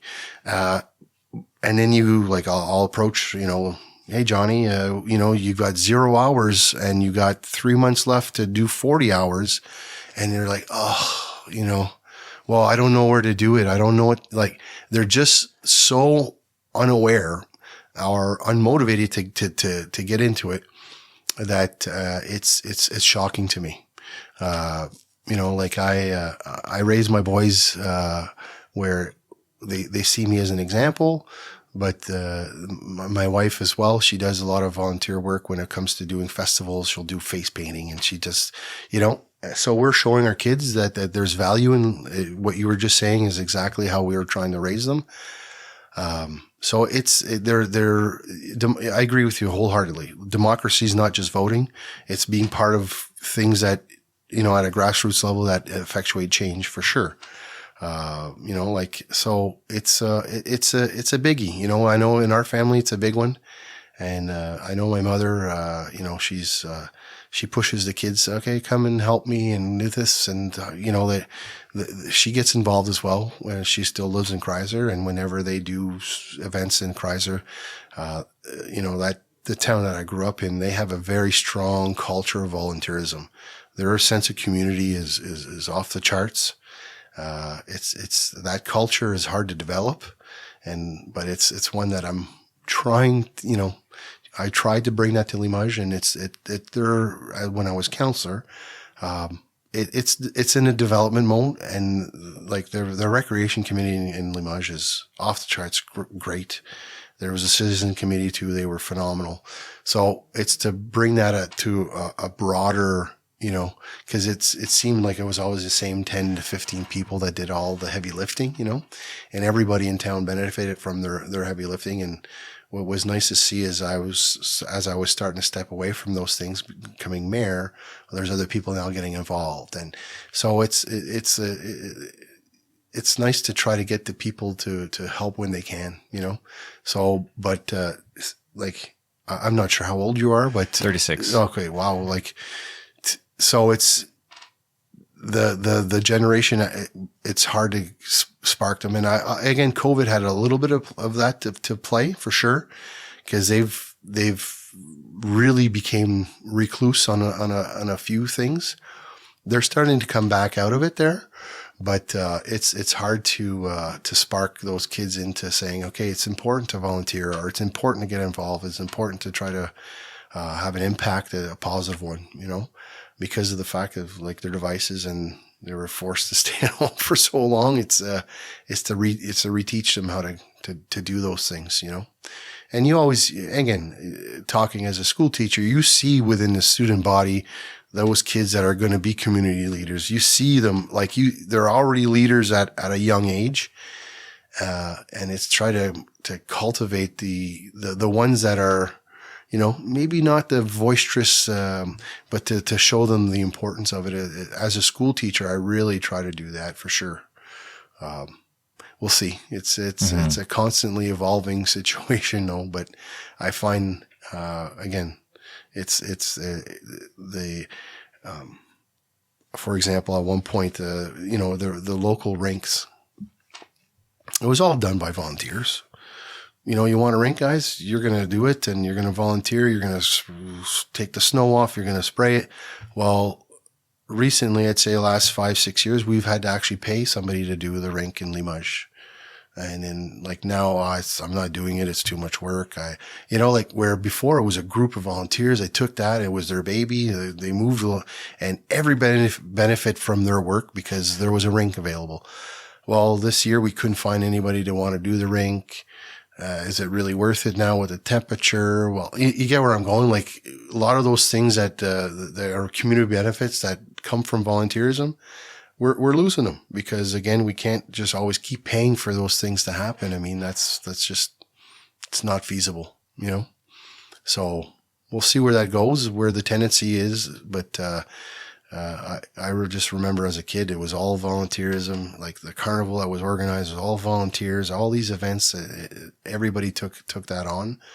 I think there's an element that's being lost, unfortunately, Yeah, it's a real interesting situation because the access to information and the ability for transportation, maybe like the cost of gas is higher than it used to be for sure, but if you compare now to then, I don't feel as though there's been any huge, you can point to change that makes it very challenging for somebody to get out and be involved in their community, right? Like you can call, you can get an email, you can look up calendars, you can, if you just search online, whereas before you had to go out and talk to people to find out like what is there to do. Right. Now you can find almost everything that's going on if you just know how to search for it. Right. So the access to information is greater than before, but the participation is lower. Right. I'll say I've seen this situation again, being part of committees and where they'll do something They'll put on an event or whatever the case may be.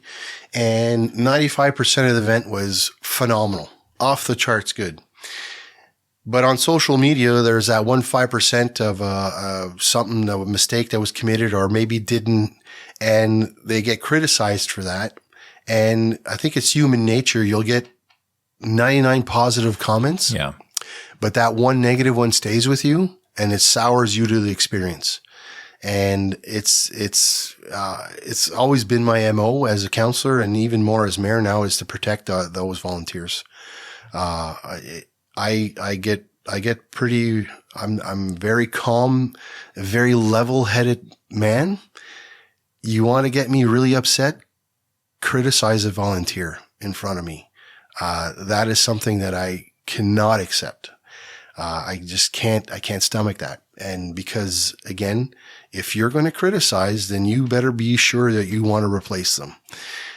So I think that's unfortunate. That's, I think maybe throughout the passage of time in the last, I'll say 7 to 10 years, the social media stuff and people criticizing, have made people just want to remove themselves from that. You always have some that are, rise above that and go, whatever. I had 99 good comments, that one there, but you still have the one that does come and get you, It's funny, a recent comment, my coaches, my son's hockey team, those coaches are giving their time. Not one of them is being paid, it's all. And well, at one point a parent passed a comment. And so recently that coach like, you know what, I'm walking away. I want to go tie a pair of skates. I want to go drink a coffee and watch my kid play hockey. When it's done, untie skates, go home and be done with it. And it's too bad because that gentleman has talents and knowledge that he wants to share and should share, and that all our kids are going to benefit from it. But unfortunately, that one comment just soured him on the experience. And he's one person of probably many people that kind of stuff happened, So I think the amount of volunteers are dipping because of that. And it's sour. It's too bad, and that's where you take strong leadership, again, I'm going to talk about Kreiser, where I grew up and that I go see my mom, and that community, volunteerism is very strong. And they have leadership there that if somebody criticizes, that leadership group bands together and they make sure that person's comment is, you sure use this? You know what I mean? Like they defend each other fiercely, and it's quite admirable to watch and because again, my kids, when they go visit grandma, sometimes the carnival happens or whatever, they get to benefit from what's going on there. And it's hard to duplicate that, so maybe that's the reason why I think maybe the volunteerism is dipping, or participation is dipping. And also I think, growing up in a small town, it was the people who lived in that town, born and raised and grew up and had a sense of ownership of the town. Where now, you're seeing this in Embrun, you're seeing this in like a lot of places, as people from outside, and God bless them, they're there and they're welcomed, the additions, but the sense of ownership, I think that maybe the older generation had may not be there. But again, that's part of the growth, right? It's to develop that culture with the new people that have arrived. To make them feel a part of ownership of the town and what happens and how it takes place is tough. I always tell my students, for example, is like, if you don't get involved, this school sucks and there's nothing going on and blah, blah, blah, blah. Yeah, but you're the owner of your own experience. If you want it to be good, create it.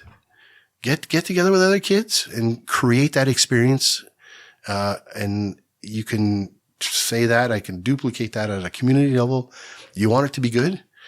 Get out there and create that experience for yourself. So it's, I think, how I want to mix the municipality into that is that we can create an environment of that, but in the end, it's the people that we're going to create that in that experience.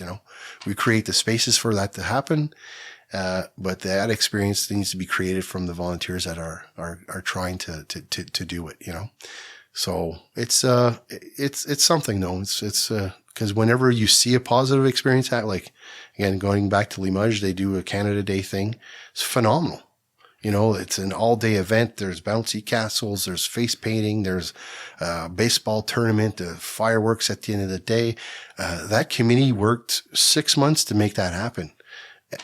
I was a small part of it. Like they're the ones that, but it was so much fun to see that day, just how it unveiled itself, and everybody having a good time. And so their work benefited easily 3,000 people that day to have a positive experience. So you want more of those types of things to happen.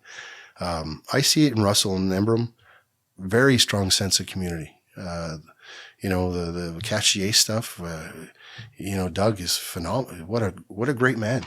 I've had multiple conversations with that guy, just a gentleman, So those are the types of individual leaders that have to come to the top. And, sometimes they got to drag people along with them, but in the end, they create a good experience for multiple people outside themselves in their bubble. So it's to encourage that, right? Yeah, absolutely. Yeah, all those points that you're making are very true. And I also thought about how over the years, the cost of living has just gone up because people's wages haven't really gone up with everything that's been taking place. So going back to the whole inflation point, like there's times in my life where I really, really wanted to volunteer and contribute. I was feeling very jaded, frustrated, nihilistic, disconnected. I was living in this city. I was moving from place to place. And so I didn't really have a sense of community. And I was trying everything I learned about human psychology to take part in this, do something local, get engaged with some people, get into a group and about something you care about, make some, all these things that work for your human brain and to make you feel happier and better. Right. But because I was in a poor financial situation, every single time I'd have that conversation of I should go do these things. The first thing that came to my mind was yeah, but I have rent and I have to pay for food. And I'm just one paycheck away from being in the red. Yep. And so it made it very challenging for me to even entertain the idea of not maximizing every moment of my existence for profit. Yep. But then when I would come into situations where I had a great contract, a great job, tons of perfect work-life balance, instantly I could then lean back into my community. Right. And I see a lot of people who are doing that now are retired. There's also smaller families, so you don't really have people with that sense of extended duty. If they're in a small nuclear family and an only child, there isn't as much opportunity.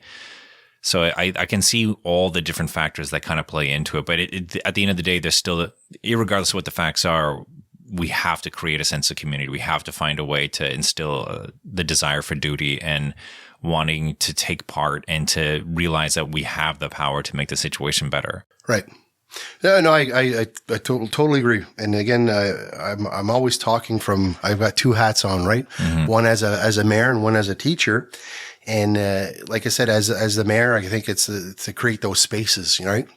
If you guys are willing to take that on and do it in the hall or make a carnival and make it happen. And we're there to help support that and staff will be there to help. And, you try to create that environment.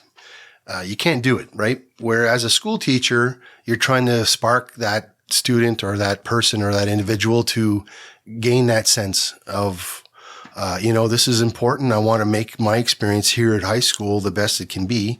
And to encourage, but then they're young, right? So you're trying to plant a seed. Well, what about doing a dance here, guys? Or what about, how about we have for example, at one point, the World Cup, we wanted to televise, stream it and have a viewing party. And, you charge a couple dollars and then you take that money and you bring that to the food bank. And, that was ideas that I was trying to get the kids to do and get involved. And so it's it's a different role, but in the end, the essence of what it is still the same as, like you said, a sense of community.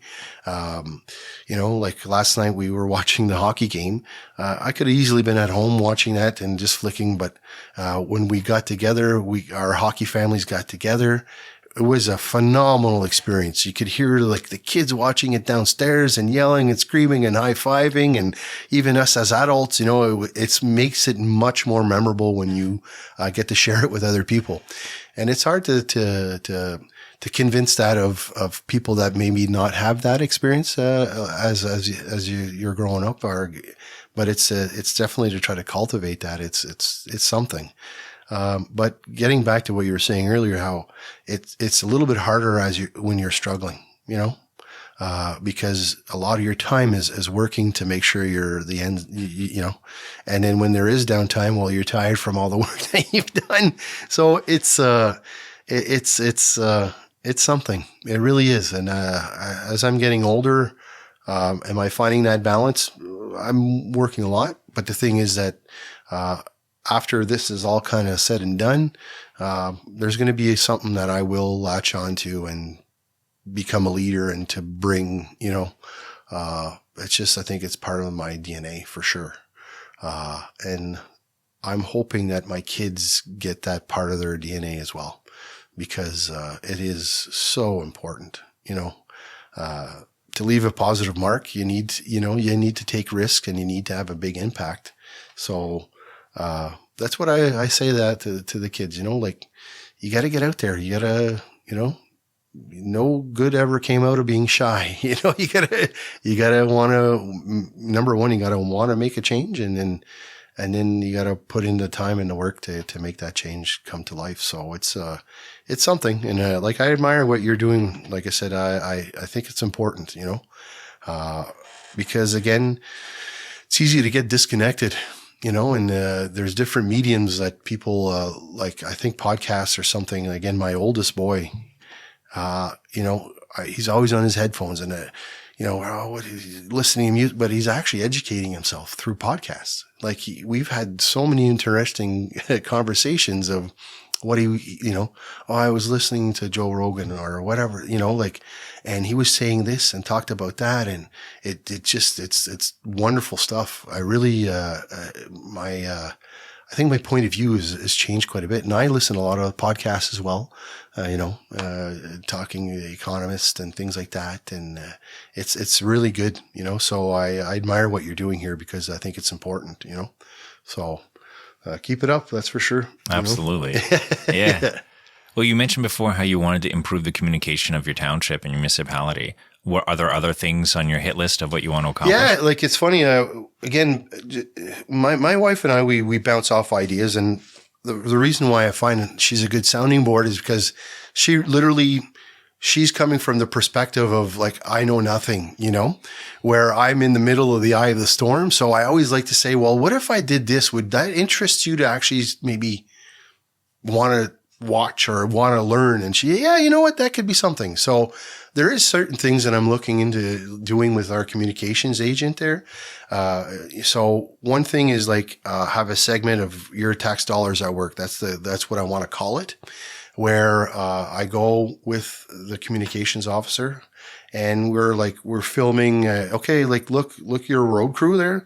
We're paving 2 kilometers of road, and this is the positive benefits of this, and this is going to cost us, $300,000. I'm just throwing out numbers, so this is your tax dollars at work.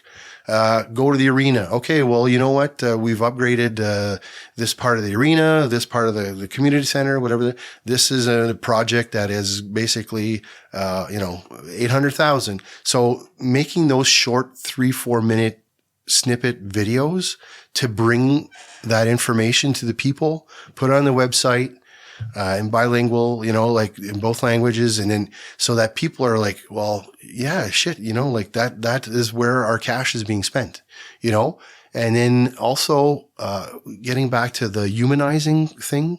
I think it's important that, and again, it's not necessarily a negotiation, but I'm trying to convince, I don't know if we'll get there, but maybe to have, again, a short 3-4 minute video, this is Monsieur Legault, he's the guy that's road superintendent. What's your role here? What do you do?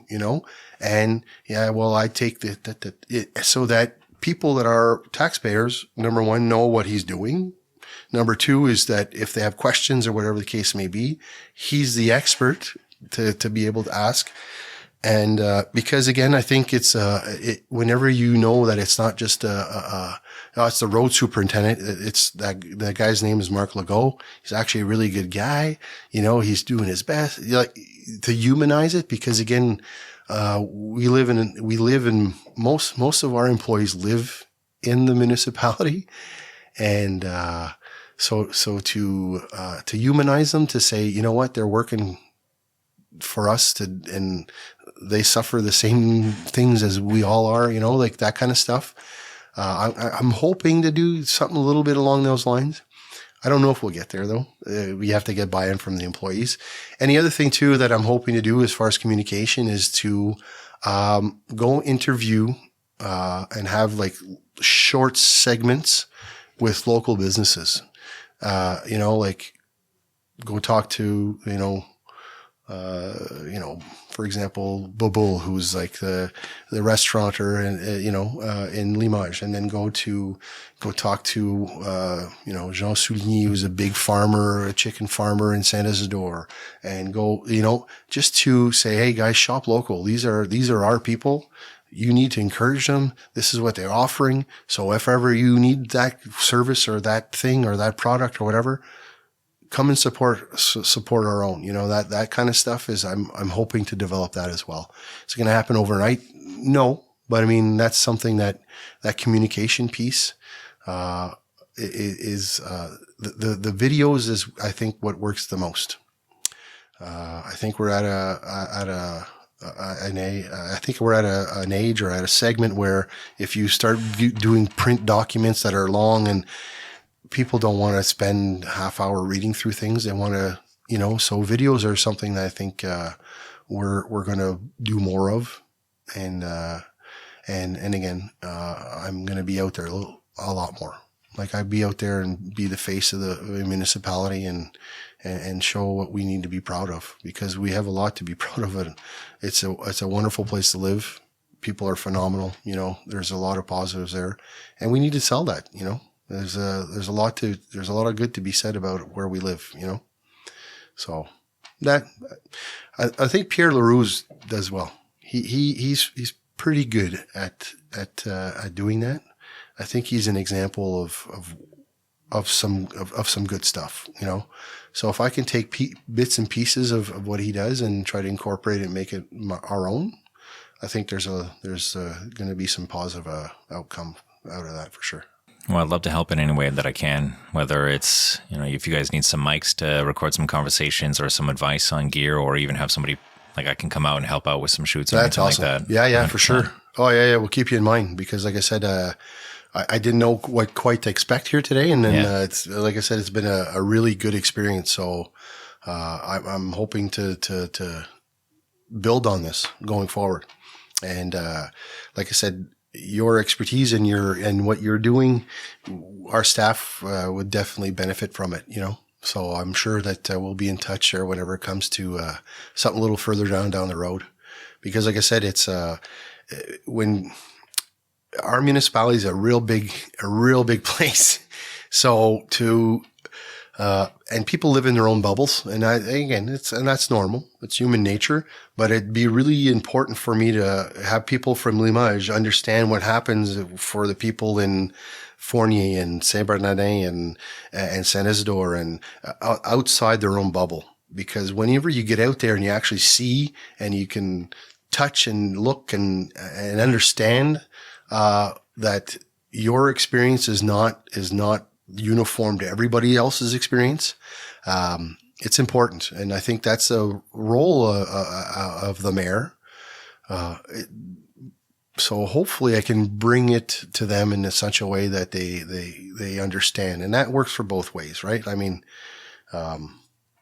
so it's to be the glue, to be a glue guy. That's kind of how I look at this role. And to be, so hopefully, as I develop and my knowledge and my understanding of everything expands, that the glue part of things, I can keep things, together, and then build on that, So there's a lot there for me to do, for sure. But I look forward to doing it. I really do. Not every there's a lot of times I'm up at night worrying and thinking and trying to rack my brains for solutions. But that's okay, because I think in the end, most of our staff feel the same way. They're trying to find solutions and they're trying to make things better, and they're trying to get, so I think, with the elected officials that I have on council with me, I've had a very, very positive beginning. It's been a really good experience thus far. I look forward to working with them for the next 3.5 or 3, years, because I think everybody has a piece of their own experience, of their own life experience, that comes to the table with something, a perspective that, hey, you know what? That's not a bad idea. There's a gentleman, he spent 30 some years in the armed forces. That guy was all over the world. My God, what a resource do we have that's with us. He's on our team.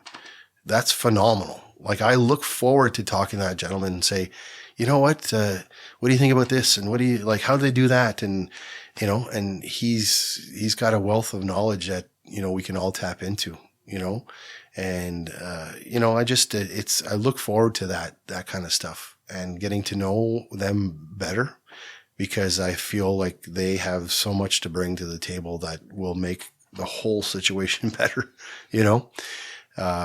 I'm definitely not a me, myself, and I guy. I'm all about team. And, I think generally speaking, the staff know that. And I think now that I'm there, that kind of needs to be cemented even further, not just about me, but the philosophy of how we tackle issues, going forward, for sure. And I don't know how to segue into it, but what you talked about in regards to team made me think of another bill that was passed recently, the Strong Mayor Act. Yeah. I was wondering what your thoughts are. Yeah. Personally, I'm not for it. Do I see the necessity for it? In other situations, and again, going back to Toronto, for example, or Ottawa, it may be necessary. I would not. I'm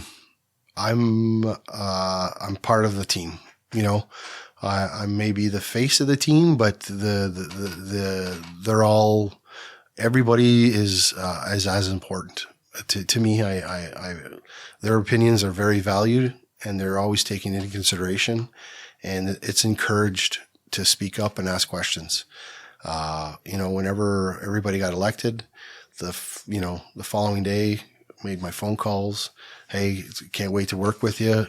You have an opinion. Don't ever shy away from saying what you feel and think. And if you have questions, you have to ask, not to staff, anybody, So I've always been that way when it comes to, even with my, like when I was coaching, my assistant coaches, hey guys, you can talk to the kids and you tell them there, and we're always, okay, what do you think we could do this practice? And it's always in open, you open it up and then you get the benefit from all of them.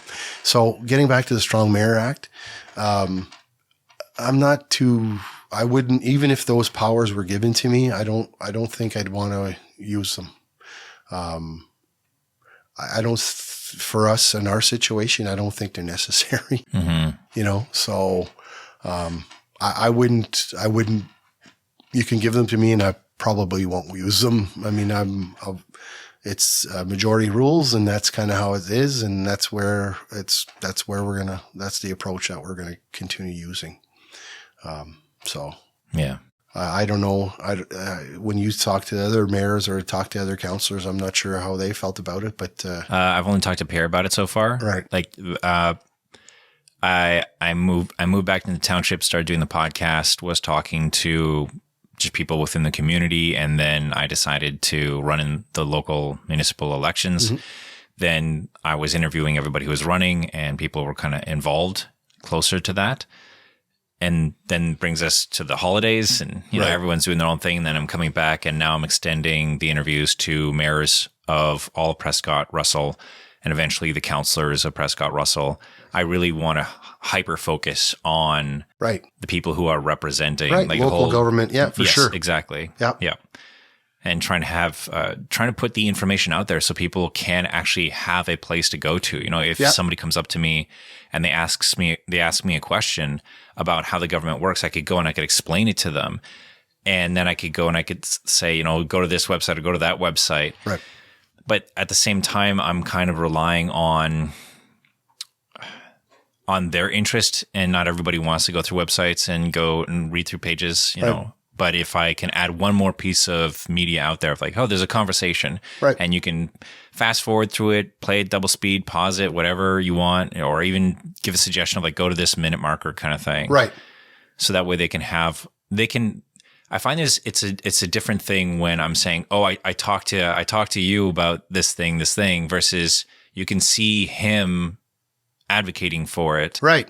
You know, so I don't want to be the arbiter of knowledge. I want to be the connector. Right. Per se. Like it's great to have knowledge and to share it with people, but I also want to build trust with people of like, you don't just have to take my word for it. Right. I'm also going to inform and give you access to the same information that I have. Yeah, no, that's very solid. I agree. Because again, sometimes people don't know what they don't know. And those are the ones that you know, when you say, look, if you're interested, or there's something that this is something that you can maybe have a look. I think that's, and if you give multiple different modalities or different ways of the people that, then at that point it's up to the person, you know. So again, good on you to do that, because locally this is like the first of its sort, and I think we will all benefit from this type of stuff, you know, as it gets well known and grows. I think that's something that it's going to definitely benefit, you know, a vast, you know, a good majority of the people that are actually looking, you know, because again, whenever I've like, again, I remember whenever Limoges was like full expansion mode, you know, new people to town would come in and, well, you know, where do I go bring my car? Where do I bring so actually there was a committee that formed themselves, created a website. They called it, if I remember, village-de-limoges.ca or whatever. So whenever you Googled the village of Limoges, well, that website came up, and then you had all like quick questions or whatever. You had the answers. Okay, well, in town, this is, you know, there's these 6 plumbers. There's these electricians. If you have this issue, these are the people to ask. And then they'd have links to the church, and so it was like a little bit of a hub of how to get the information. So I thought that was a really good idea that they did that kind of stuff, you know. And again, because what happens is that there's certain, and it was non-bias, because sometimes whenever you would have a page of that sort on Facebook, sometimes bias comes in, and then there's, you know, it can sometimes veer itself in the wrong direction. So it does happen. It's, and not only that, the people who are, let's say, running the Facebook page, they can't be on that thing 24/7. You can't expect them to have, you know, to catch every comment or catch something. Like, they got a life too. They can't spend their on their phone verifying everything that's being said. And so that's why I thought that website was actually a really good thing. It's to keep it updated now and to keep it rolling. But, yeah. So anyways, like the information and to bring it, there's so many ways now. It's hard to keep up with it all. It really is, you know? So good on you to attempt this. I I think it'll be a success because I think politicians, I know for myself, I want to bring the information to people. Yeah. You know what I mean? Like I want people to be aware of what's going on and how to do it because again, when people are knowledgeable, well then, like when decisions are made or whenever there's a process, well, if they're aware of it, then maybe their sense of frustration or they may feel more part of it. It's all there, So it's, when people are kind of kept in the dark and, and they don't know what's going on and then they get the end result and they're frustrated. Well, yeah, there was maybe if you were part of if you knew and you knew where to get the info, then maybe that's a good thing. Right. So anyways, it's a good attempt. Anyways, I think it's, for me, if it's in 6 months or whatever you want to revisit this type of stuff, I'll be more than happy. Yeah. Because again, I think it's an important thing that you're doing here. Because again, I think it humanizes us, number one. And it also, in a 2.5 hour conversation, we covered a lot of ground here and so it's, there's a lot that's been said. And so it's good, like people really can get a sense of where we're at, as an individual, why we're doing stuff, what motivates us, So, by giving us this platform, it's good for local politicians to take advantage of this, I'm very grateful for the opportunity. Yeah. Honestly, it's something that I also want to help municipalities with their own broadcasts as well. When they're broadcasting their town meetings, just seeing if there is any opportunity to improve its quality so that way people could be more engaged with it and want to cite that as well. Like there's some people's broadcasts are okay and others it's absolutely dreadful and very challenging to glean any useful information from it unless you're really desiring to want to know. Right. It's compared to all the other things that we consume, the level of quality is not the same. And then people wonder why people aren't as engaged in certain regards or as informed. Mm-hmm. I feel as though townships have had years of trying to improve text communication and they're just starting to come around the corner with image communication and they barely even got a foot out the door when it comes to audio video. Right. So if yeah, I know if like us at our, like, it's an evolving thing because, going back, not even 2 years ago, we weren't on YouTube. We were not even we weren't filming our things. It was just, here's the agenda. Here's the minutes. It's available on the website. If you want to know what happened and what went on, that's where it is. Obviously that was, quite archaic compared to where we are now. Now all our meetings are YouTube live. If you want information, actually it's one of the, it's, how can I explain it? We're moving in the right direction.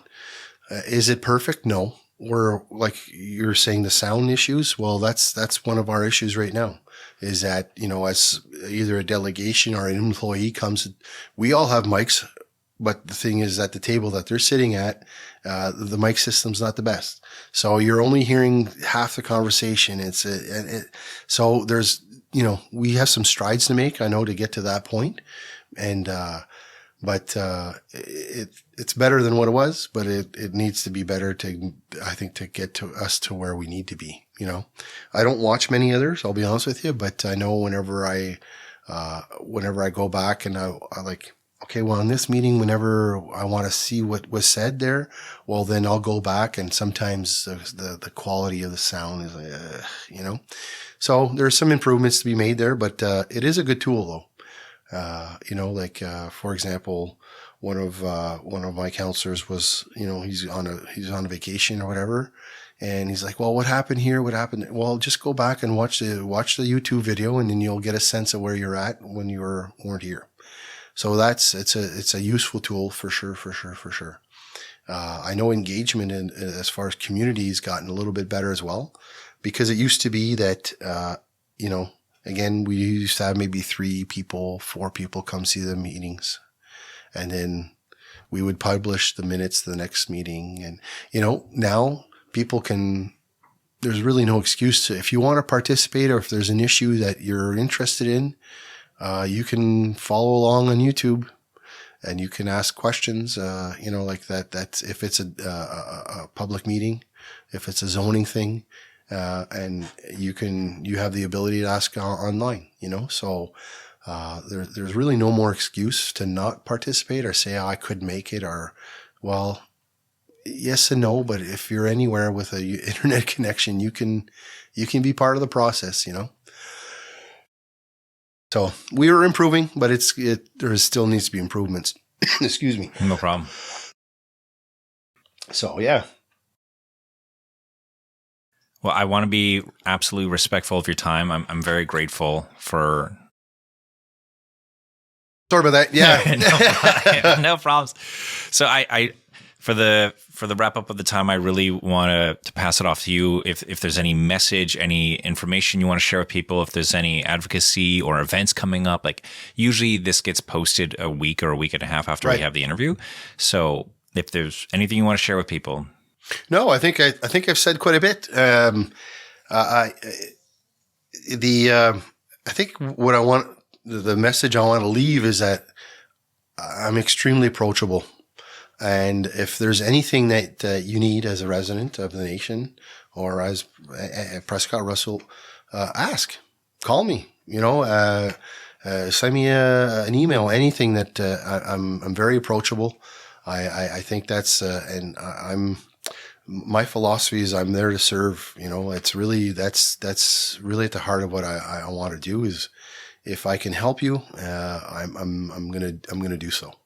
If it's something that I have the ability to do so, and we can find somewhere where you feel properly served, that's definitely what I want to leave people with.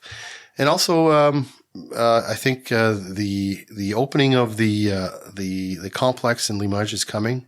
I think that's going to be a big event for our municipality.